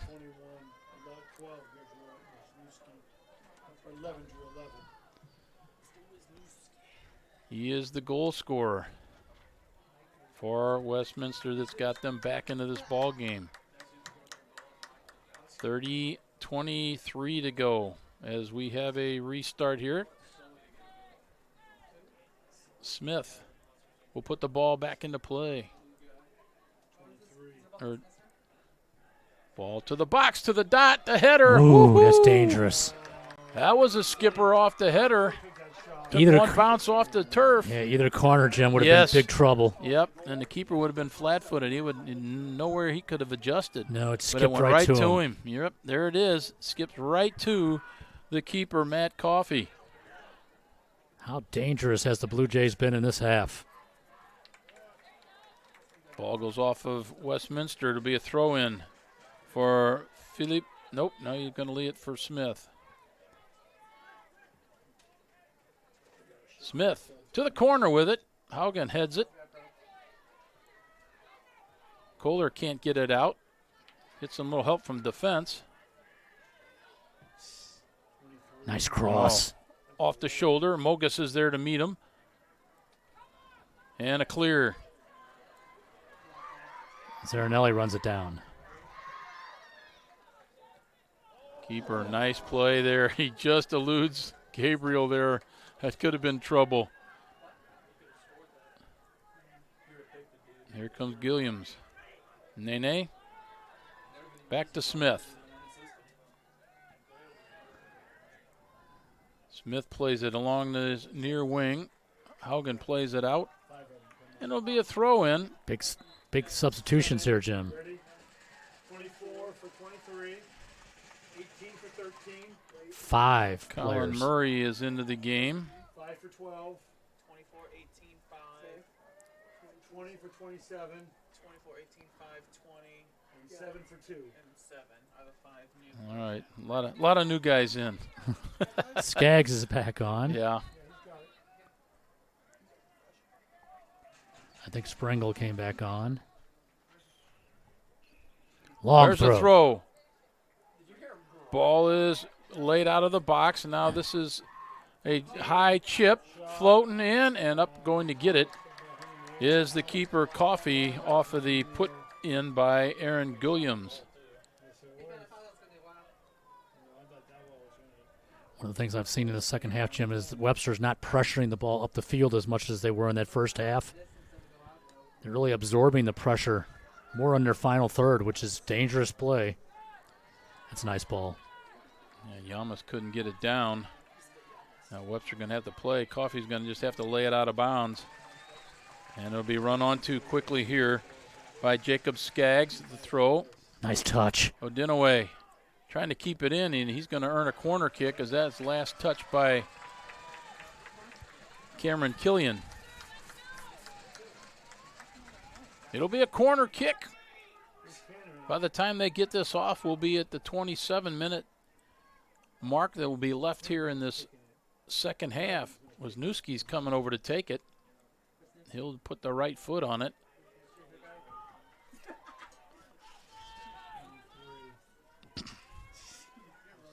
Will it be a line drive? Will it be an outswinger? Ball's put her in there, a little swing to it, and it's going to be cleared by the Gorlocks. They do have them back on their heels, don't they? Yes, they do. And we got a man down in the box right in front of the keeper.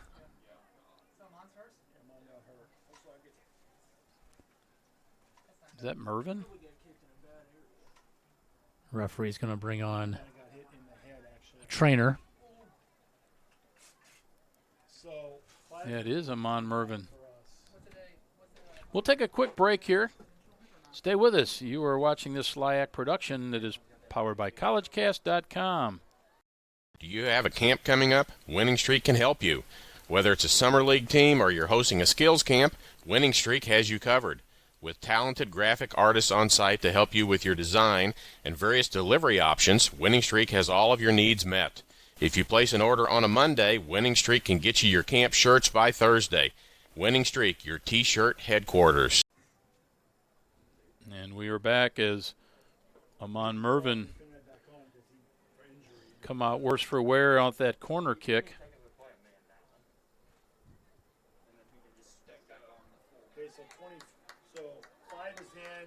All right, so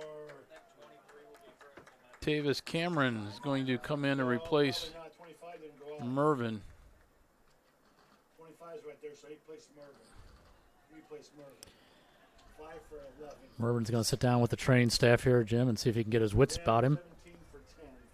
Hopefully he didn't suffer any type of concussion symptoms. That would eliminate his night. Yeah, Sprengel comes in for Philippe Odinaway. Surprised that Dinaway is leaving, Jim, but hopefully he's for been a Blue Jays spark fans, plug he's been a down big here. spark plug. All right, so they give the ball to Westminster as we resume play, as they had possession when that whistle was blown. Ball played up there by Gilliams. Chance here, and Corner. put it to the corner. Matt Schulte. Corners are piling up here for the Blue Jays. They are, and this is going to be Skaggs taking that. Schulte's out of Jefferson City, Missouri. We're glad you're with us, everyone. This is a good one. Championship game here of the 2021 SLIAC Conference Soccer Program. Looks like Wisniewski's going to come over and take the he is set gonna piece. Come. Okay.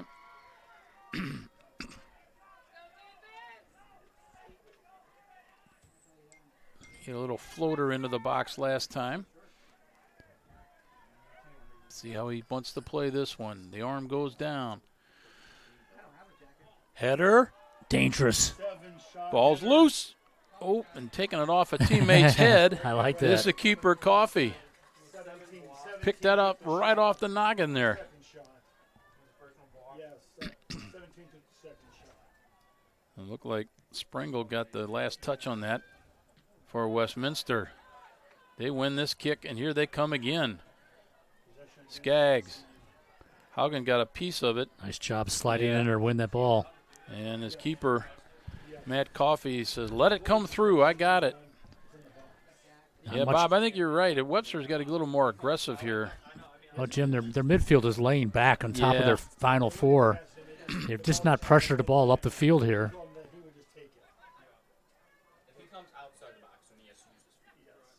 A little chip there by Yamas. And here comes Westminster on the transition. Right up the field. Challenge there, and the ball laid out. And it's going to go. It's going to be another corner. Oh, nice save. Nice save there as he slides into the advertisement. Actually called a goal kick. I'm surprised to see that. Sub for us. Nope. Not just yet. Yeah, he was trying to play it as a corner. Yeah, I was going to say it wasn't a corner. It was just a throw-in. 11's going to throw. So it's a throw-in, Jim. It's a throw-in.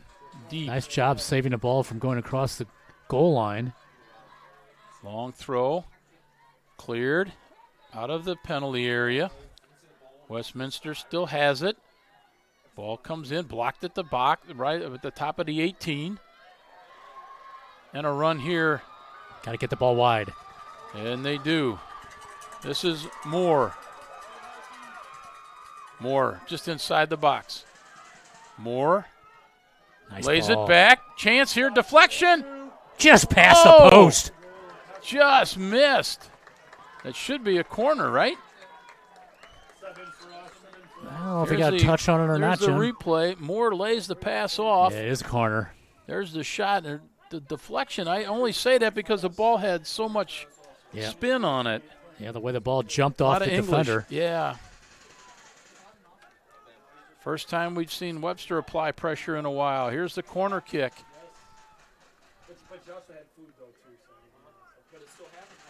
That's true. Good point. Yeah, that's true. That's right. Ball near the penalty dot and clear. Nope. Yep. Yes, it was. Haugen chips it back in. Everyone's onside. And it's hauled in by the keeper, Chase Vogt. Nice job by Vogt distributing the ball. Westminster brings it across center. Boy, they get down the field fast in the second half. Now Kohler plays it forward. Gabriel. Just hold the ball. Nice. And he did, just like you coached him. Those days are long gone. Abraham with a little give and go over there. Ball still in play. Now it squeaks over the sideline. 22:15 left. 2-1. Webster on top of Westminster in this championship game here of the SLIAC Men's Soccer Conference. Gilliam Cesarinelli. Now Wilder looks up, trying to make a play. This ball's chipped into the box. There's no one home there. Headed out by the Gorlocks.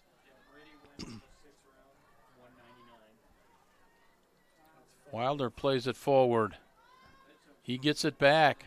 Wants to tee it up. Not enough room. Plays it out wide here for Skaggs. Centered. Cleared out. Chasing is Gabriel. Can't catch up to the ball. Heckert sends it from the middle of the field to the left side. Chipped into the box. And the keeper is going to let this ride over the end line, and we'll have a goal kick with 21:18 to go. 2-1 is our score. 2 goals in the first half by Webster. 1 for Westminster here in the second, and that was early. And they have had the advantage in this second half by I would say, you could say a large amount.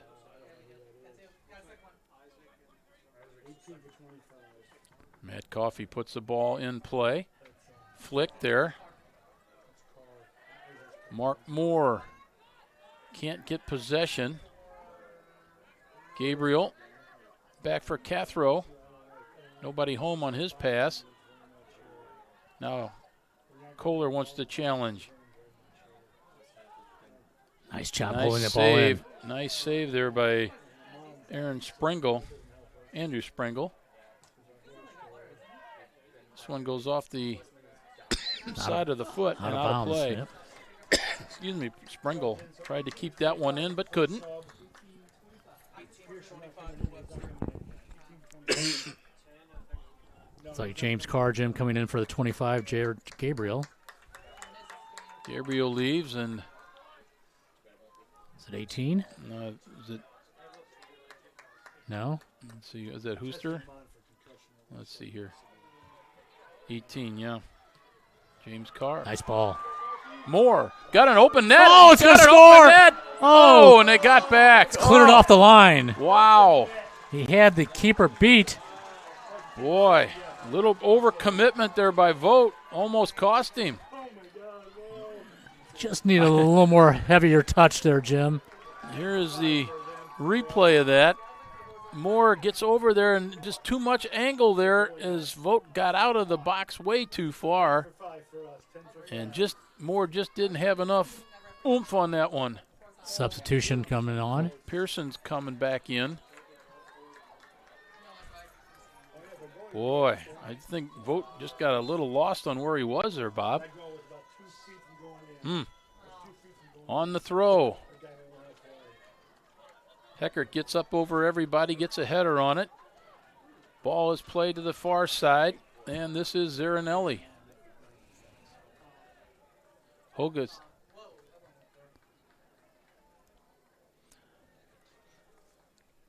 And Mogus knocked that out of play. Turned out to be a classic game here tonight.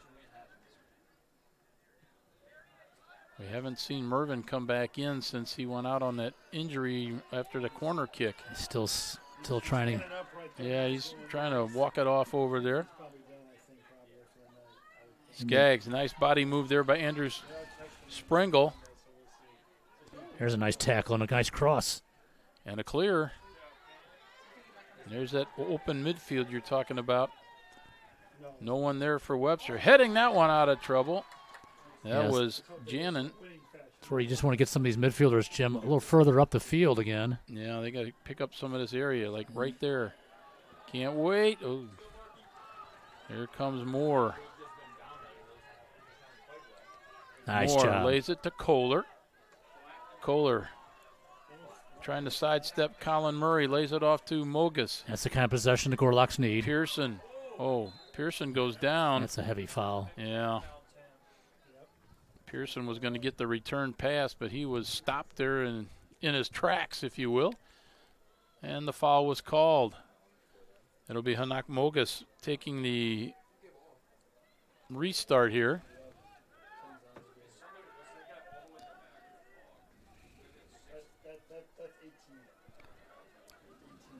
Ball put into the box. Headed out there by Williams. Couple of bodies go at it there. Abraham and Murray. Haugen. Better be quick. Kohler. Kohler gets the throw in as he played that one off of Colin Murray. 16:45 to go.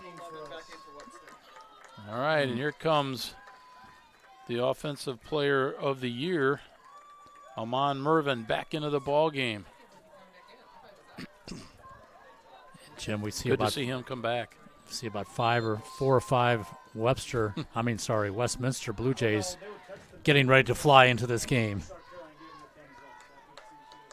Blue Jays fly into this game? I got it. Okay. I got it. I was going to leave it alone. I couldn't have to get to you a second time. It's getting late. It's almost my bedtime. Well, let's hear you come up with one for a Gorlock. Well, you know, Tim Miller kept me up too late the other night. I'm still recovering. It's a long ride. From Louisville. Here we go. This is Matt Schulte, lays it into the corner. That's going to go way too long and over the end line. That'll be a goal kick as we are under 16 minutes to play. There's a wholesale changes. 10 for 17. Filippo Dinaway is back into the game. He's been a big impression in this second half. 2 for 7. 27-20. Gerdman's back in. 13 for 18. Karhoff's back in. I think Dinaway is in. Yeah, subs take a long time. And we're back to play. Looking for Mervin. Webster loses possession. And this is Williams. Lays it with a nice ball outside here. This is Nene with the cross. Headed out. Abraham gets it down to his feet nicely. Haugen going up over top. We're going to have a battle here between Mervin and Heckert. Ball stays in play. Both players go down, and the referee is going to call the foul on Amon Mervin. Could have gone either way. Yes, I agree. Westminster fans think the referee made the right call there. Yeah, but again, a very nice crowd here tonight. Westminster has traveled well here tonight. They're into this game. Abraham battles, draws the foul. As that foul goes against. No rush here if Gorlock. Barrett Smith. 14 minutes to go. Jim Plyman, Bob Richards with you here on the call. Joey Messon bringing you the pictures here tonight, as well as producing and showing these replays. Tanner Haugen shoots this one across the field. Pearson with those flowing locks gets a nice pass into the middle. There's a shot. That one goes well wide.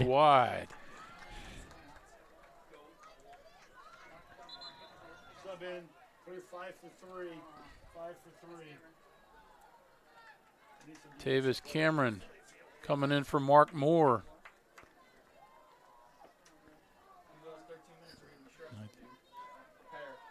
Moore came close to scoring again in the second half, Jim. The super sub. Vogt puts the ball in play. First touch. Second touch goes to Westminster. Nice ball. Goes off of Wisniewski. Wisniewski has changed sides here too. Oh, that's a nice pass himself. Yeah. He turns on the ball again. He needed some help, didn't have it. And we have a foul called on Wisniewski. As he grabs the player by the legs. Looked like a nice two-handed tackle around the ankles there. Wisniewski's still pleading his case. And what I do. Well, if you're Wisniewski, you're just wasting some time. You just ought to back off, buddy. Yep. 12:10 to go. Matt Coffey will put the ball in play. It's going to be a Gorlock throw. It is, and Haugen's going to come up to take it. Pearson and Mervin are up top at the moment for the Gorlocks. And they toss it to Mervin. He heels it into the box. Haugen puts it right back in, and it's headed out. Picked up there by Gerdeman.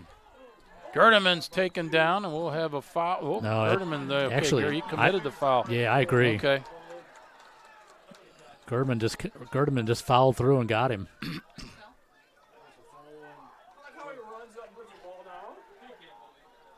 And it'll be Hanak Mogus. He chips it into the box, and that one's going to be an easy play for the goalkeeper, Chase Vogt. 11 minutes to go in this one. It's getting late. 2-1, Webster University on top of Westminster.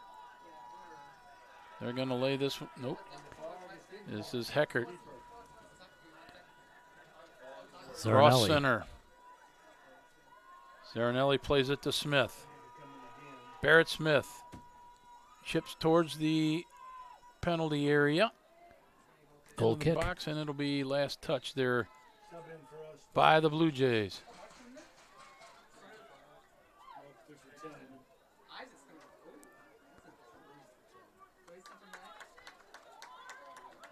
Pearson goes back out. Moore comes back on. Moore is back on.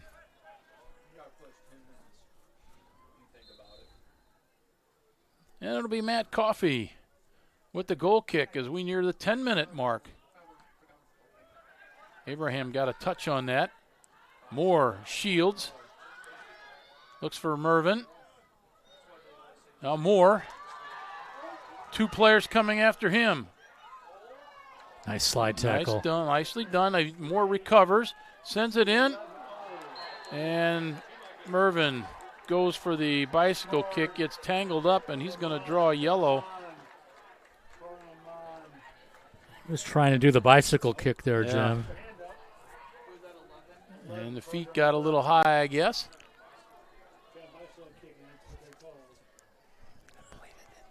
Yeah, I saw one earlier. It did not go that way. And the goal came right after that. Not long after that. Why was the clock stopped? He did. No, the clock. They tell when to stop the clock. They put their hands up to stop the clock. Abraham He's goes fouled. down. He's not the tallest player out there, but boy, he gives 110%. Yeah, he's a workhorse. They put their hand up and they want to stop the clock. So we're under 10 minutes here. They do. They tell them Kohler to the corner. because they call a card doesn't mean it's a stop the clock thing. Ball stays in play. 9 minutes to go. Oh, errant pass here. Moore picks it up. Moore goes to his left. Got a half a step. Takes the shot. Save is made. Nice job by Volk to parry that ball to the ground, and he whips it to the. Quickly gets it out to Freddie Nene. Nene hits Abraham with the pass in the noggin. Goes out of play. We'll have a throw in. We're down to the last 8:38 to go here. Substitutions for the Blue Jays. Sprengle back on. Sprengle's on. And Colin Murray comes back on.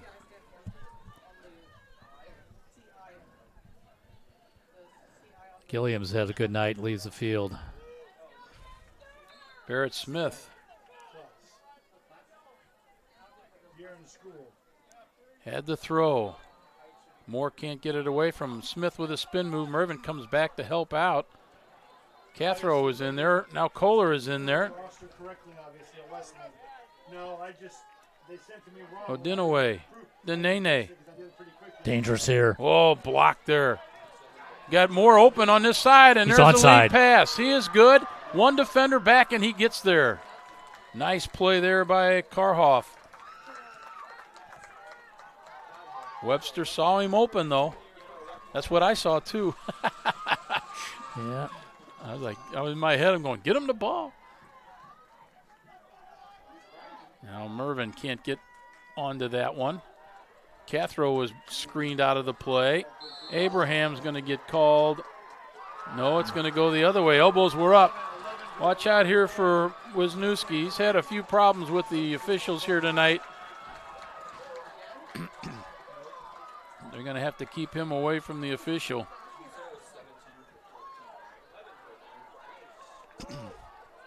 Seven minutes to go. Haugen going to put the ball down. Going to fix his socks. He's going to adjust his sleeves. And he's going to look for Mervin. Watch Mervin. He's at the 18 as we send this ball into orbit. This one goes long over the top. Corner. We did get a corner. There is a corner kick off of this. I don't think the keeper vote agreed with that.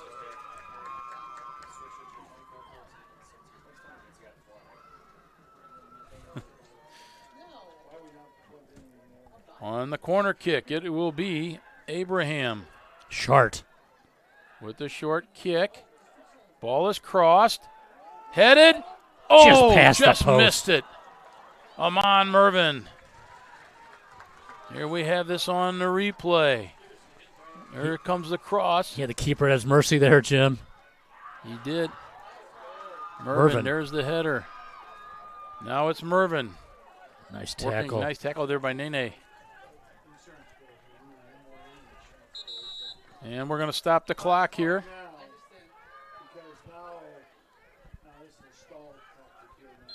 And now we are back to resume the clock. Ball goes to the corner. This is Moore. He catches up to it, tries to center it. It was cleared. Karhoff. Now the ball in midfield picked up here by Westminster. Abraham cuts to his right. He is taken down from behind about 25 yards out. Another foul is called against Westminster. They're going to have to set up a wall here. No, don't stop the clock. Just let the clock run. That was a foul on. Yes, we know that. It's a foul on Westminster. Referee's going to step off the yardage here.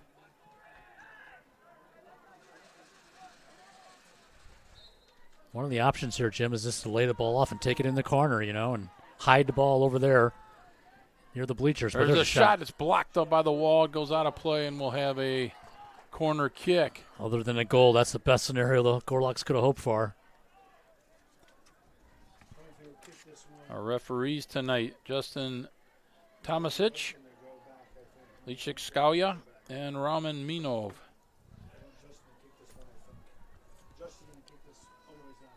4:23 as the corner's taken. It's headed out there nicely by Heckert. Chance, shot! Off the post! Off the post. Oh, my. Another shot from distance. That ball was cracked, too. And it goes out of play. Had the keeper beat. After that corner, the ball comes out and taken from the backfield. Dings off the post. Not sure who hit that shot, Jim. Not sure. He was right there coming in out of the fog. Ball is in the corner. Time is going off the clock as bodies go down in a heap. It looks like a scrum. And the referee is right there, and he calls a goal kick. Referee has his back to the play. Yeah.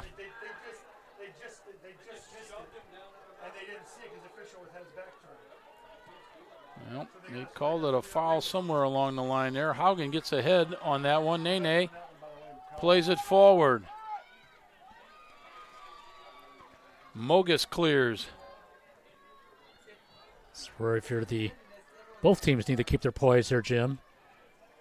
There'll be 3 minutes to go when the keeper, Matt Coffey, handled that ball. He can do that. He can do that. He Now Wisniewski came in there and just wants to be a little bit of an aggravation. 2:45 to go. They have to let him kick it, but he can pick up the ball. Heckert gets the first head on that one. Then he gets some help from Nene, but Abraham picks up the loose ball. Abraham! Oh, a slide tackle from behind. Nicely done. Nice tackle. That was from Murray. Dinaway.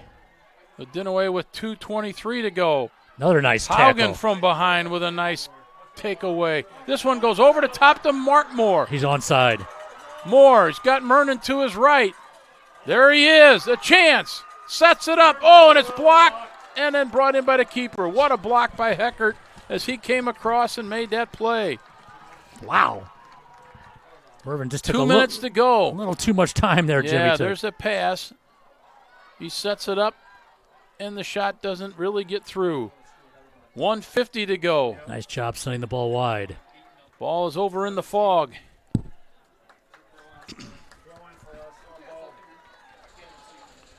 .140 and counting. What a game we've seen here tonight in this SLIAC Conference Championship. Battled far on the far touchline. Bodies flying, Jim, through the fog. Webster has not won a title since 2012. They are a minute 17 away from changing that.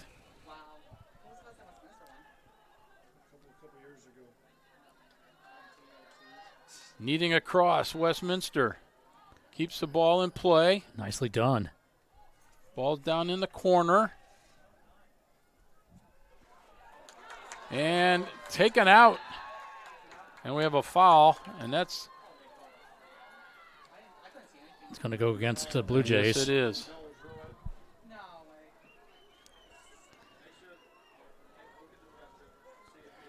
Webster will be in no hurry to put this ball back into play. No, they sure will not be. And the goalkeeper's going to take it, looks like. No, he's going to back away. Move away.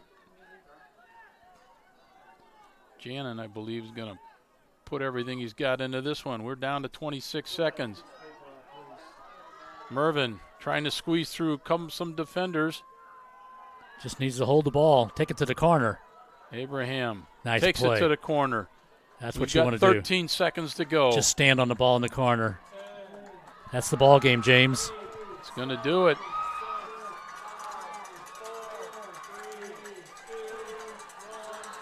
And the Webster Gorlocks have won the SLIAC Men's Conference Tournament.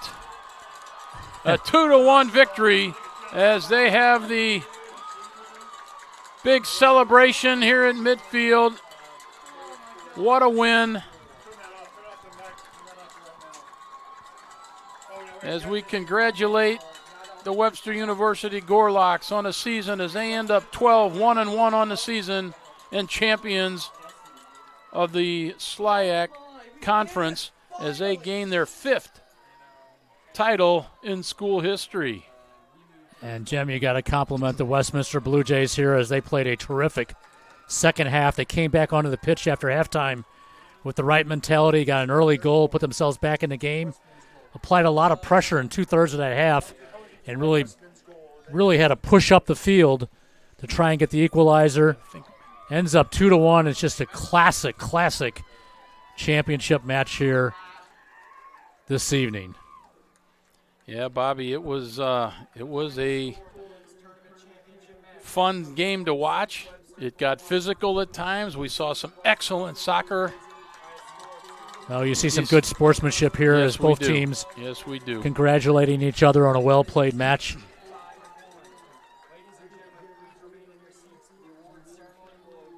It's just a great soccer game here tonight. We're gonna stay with this here, I believe, and we're gonna keep it right here.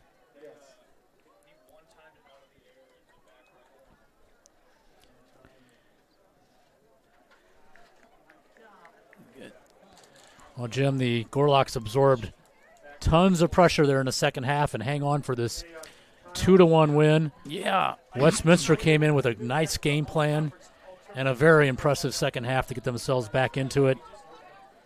The Yeah. Gorlocks was just an outstanding season. As you said, they went to 12-1-1. And just gave up 5 goals on the season. But, boy, that one they gave up there early in the second half sure changed this game, didn't it? Absolutely, and Westminster has nothing to be ashamed of tonight. As the victors come over to talk to their fans here. And these are fans that didn't get to watch all of this as much of the season as they would like, but it's nice to see that these kids did get a season, and they did all that they could with it to come out with a very nice 12-1-1 season.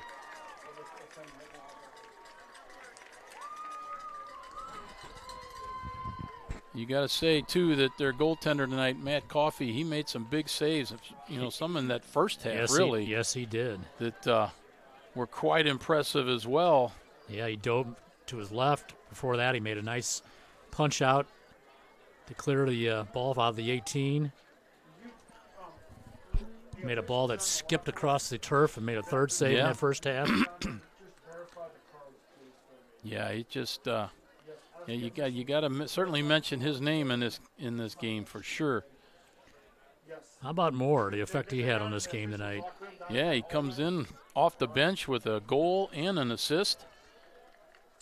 And, and he also had the game winner in the second overtime on Thursday against Fontbonne. And what a tournament he's had. Good job, guys. Good job.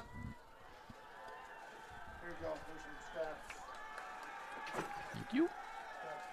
Thank you. So, again, recapping our goal scorers tonight, 24-23, it was Mark Moore scoring with the assist of Tanner Haugen, as that was a shot of the highlight reel that has to be at the top of anything we've seen as far as I've seen this year. That was just a humdinger of a shot from about 25 yards out from the right foot of Mark Moore. Then about 4 minutes later, it was Webster's Amon Mervin scoring with the assist from Moore as he headed across the field, and Mervin was able to split the defenders and got through them, beat them and took the shot and got it high up over the keeper for a 2-0 lead. That's how we got to halftime. And then quickly, in less than 4 minutes into the second half, it was a goal by Patrick Wisniewski on a setup from Barrett Smith on a one-timer that found the back of the net. And that's the way the scoring ended. The saves tonight, 8 saves for the Webster goalkeeper, Matt Coffey, as his record improves to 6-0-1 on the season. And 5 saves for the Blue Jay keeper, Chase Vogt. Corner kicks were even in the game at 6 apiece. Fouls, Westminster had 17 to Gorlocks 9. And we had a lot of yellow cards in this one. Let's just leave it at that. Leave it at that. There was a lot of them. Yes, there were. The referees did a nice job of keeping things under control. And you can see how emotions can run high in these finals like this.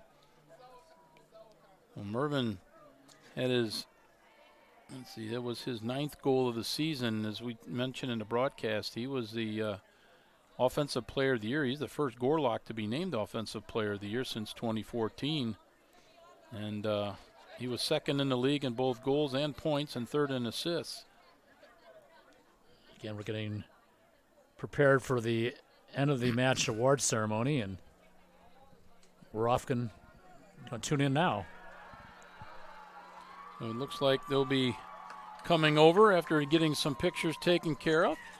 And they'll be coming here to the near sideline in front of their fans.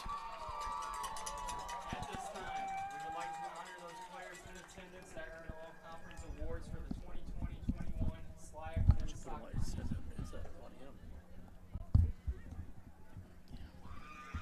Make it. Sportsmanship recipient from Webster University, Ben Aziz. Can you put it on?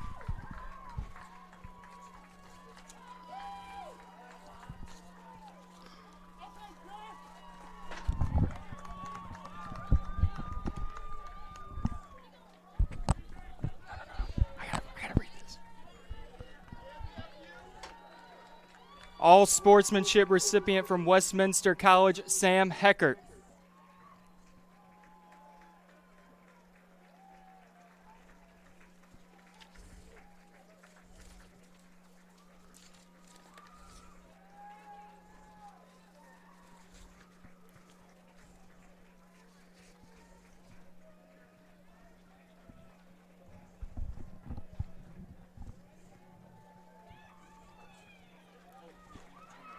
This is Sam Heckert picking up his award as a first-team all-conference player.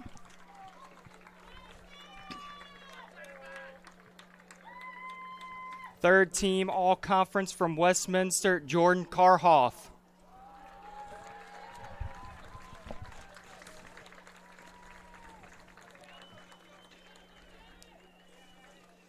Jordan Karhoff from Westminster is the third-team all-conference player. From Westminster, Philip Udinue.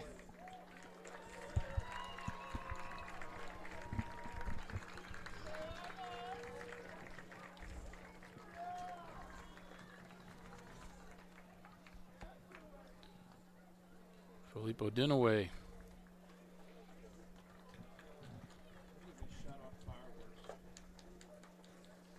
A second-team all-conference player from Webster, Matt Amick. Matt Amick, the goalkeeper from Webster, picks up a second-team all-conference honor. He was the keeper in the semifinal game on Thursday. From Webster, Jarrett Gabriel. Jarrett Gabriel named to the second team.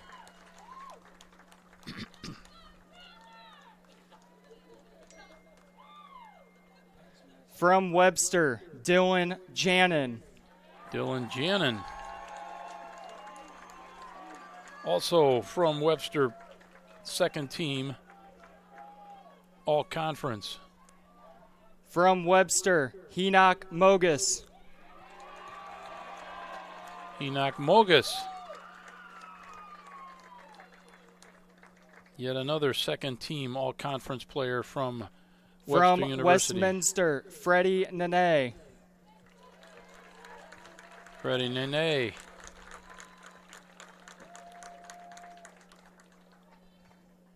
Again, a second team all conference player. And our first team all conference selections Now from Webster, first team. Tanner Haugen. Tanner Haugen. What a tournament he had. From Westminster, Sam Heckert.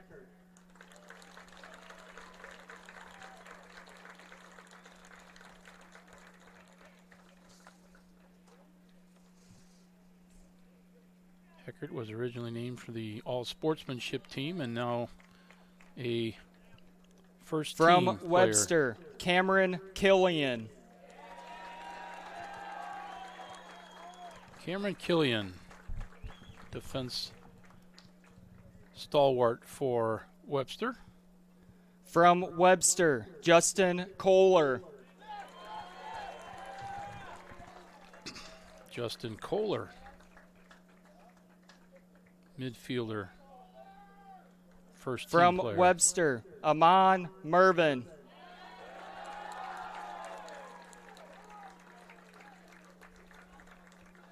Amon Mervin, first team.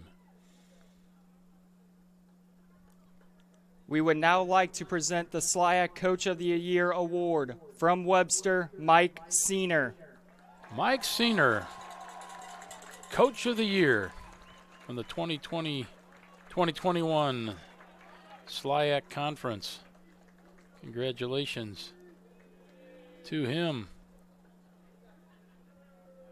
in his 8th season. The SLIAC Defensive Player of the Year from Webster, Justin Kohler. Justin Kohler picks up the Defensive Player of the Year.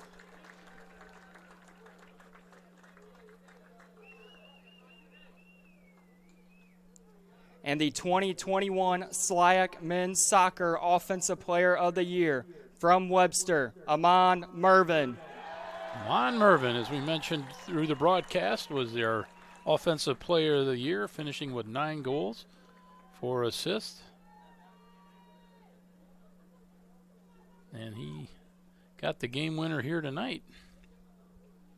At this time, we would like to recognize the SLIAC regular season champions, Webster University.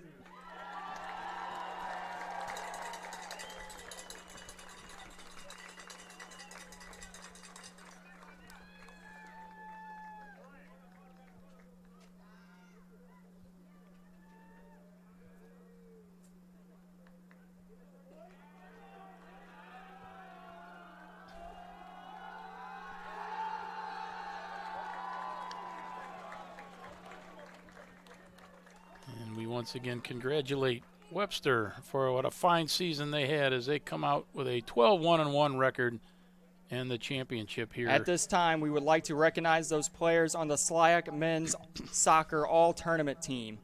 From Fontbonne University, Ethan Cowell and Trent Calvert. From Spalding University, Asher Benji and Cody Peace. From Westminster, Sam Heckert.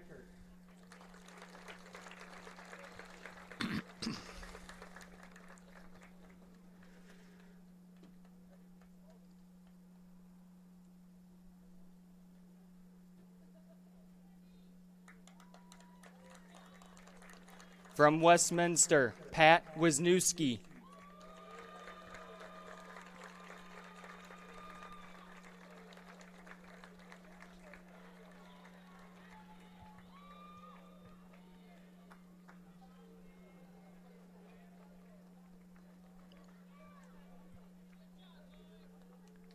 From Westminster, Luciano Zarinelli.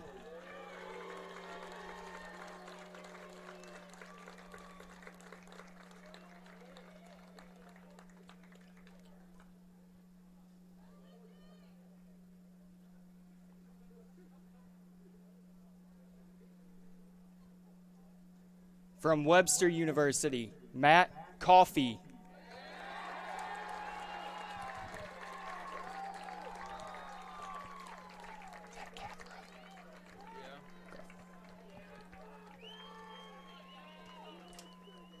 From Webster University, Matt Cathro.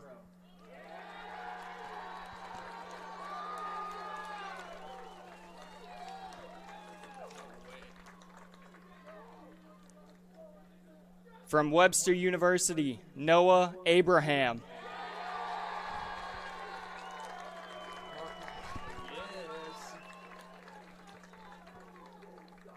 And the 2021 SLIAC Men's Soccer Tournament MVP from Webster University, Mark Moore.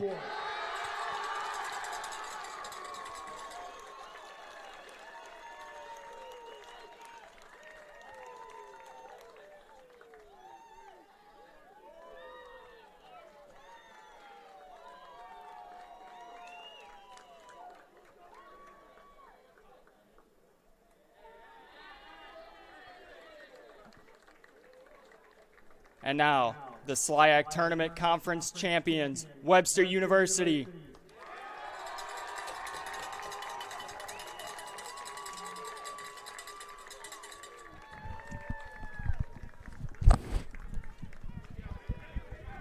All right, we want to thank Kyle for his double duty he did there as our PA announcer here at the soccer park, as well as taking the headset for us.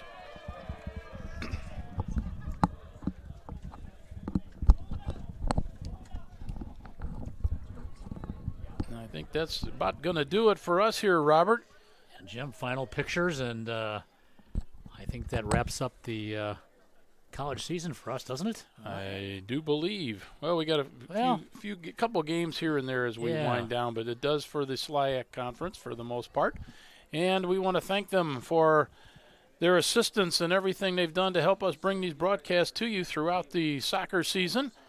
And thank the audience for being with us throughout the season. Absolutely, and just the great support that these schools have brought to this game tonight. It was very impressive. And again, we thank the folks here from Webster up in the press box that gave us all the stats here tonight and made our job a little bit easier. So for our cameraman, our videographer, as they call him these days, and our producer as well, Joey Messenbrink, he did a tremendous job as usual. My partner, Bob Richards. My name is Jim Plyman, and we thank you for being part of your broadcast and being with us here on this Saturday evening in Fenton, Missouri. A 2-1 championship win for Webster University over Westminster. That'll do it from here at the soccer park, and thank you for being with us this evening, and have a great rest of your weekend. What makes D3 special is the ability to participate in my team and within the broader community. The perfect ending to a perfect season. Being a D3 student athlete has completely expanded my life. I learned how to lead. I really found a voice. What time is it? It's more about the experience rather than just a sport itself. Without the experience of being a Division III student athlete, I wouldn't be the person who I am today. NCAA Division III. Discover, develop, dedicate.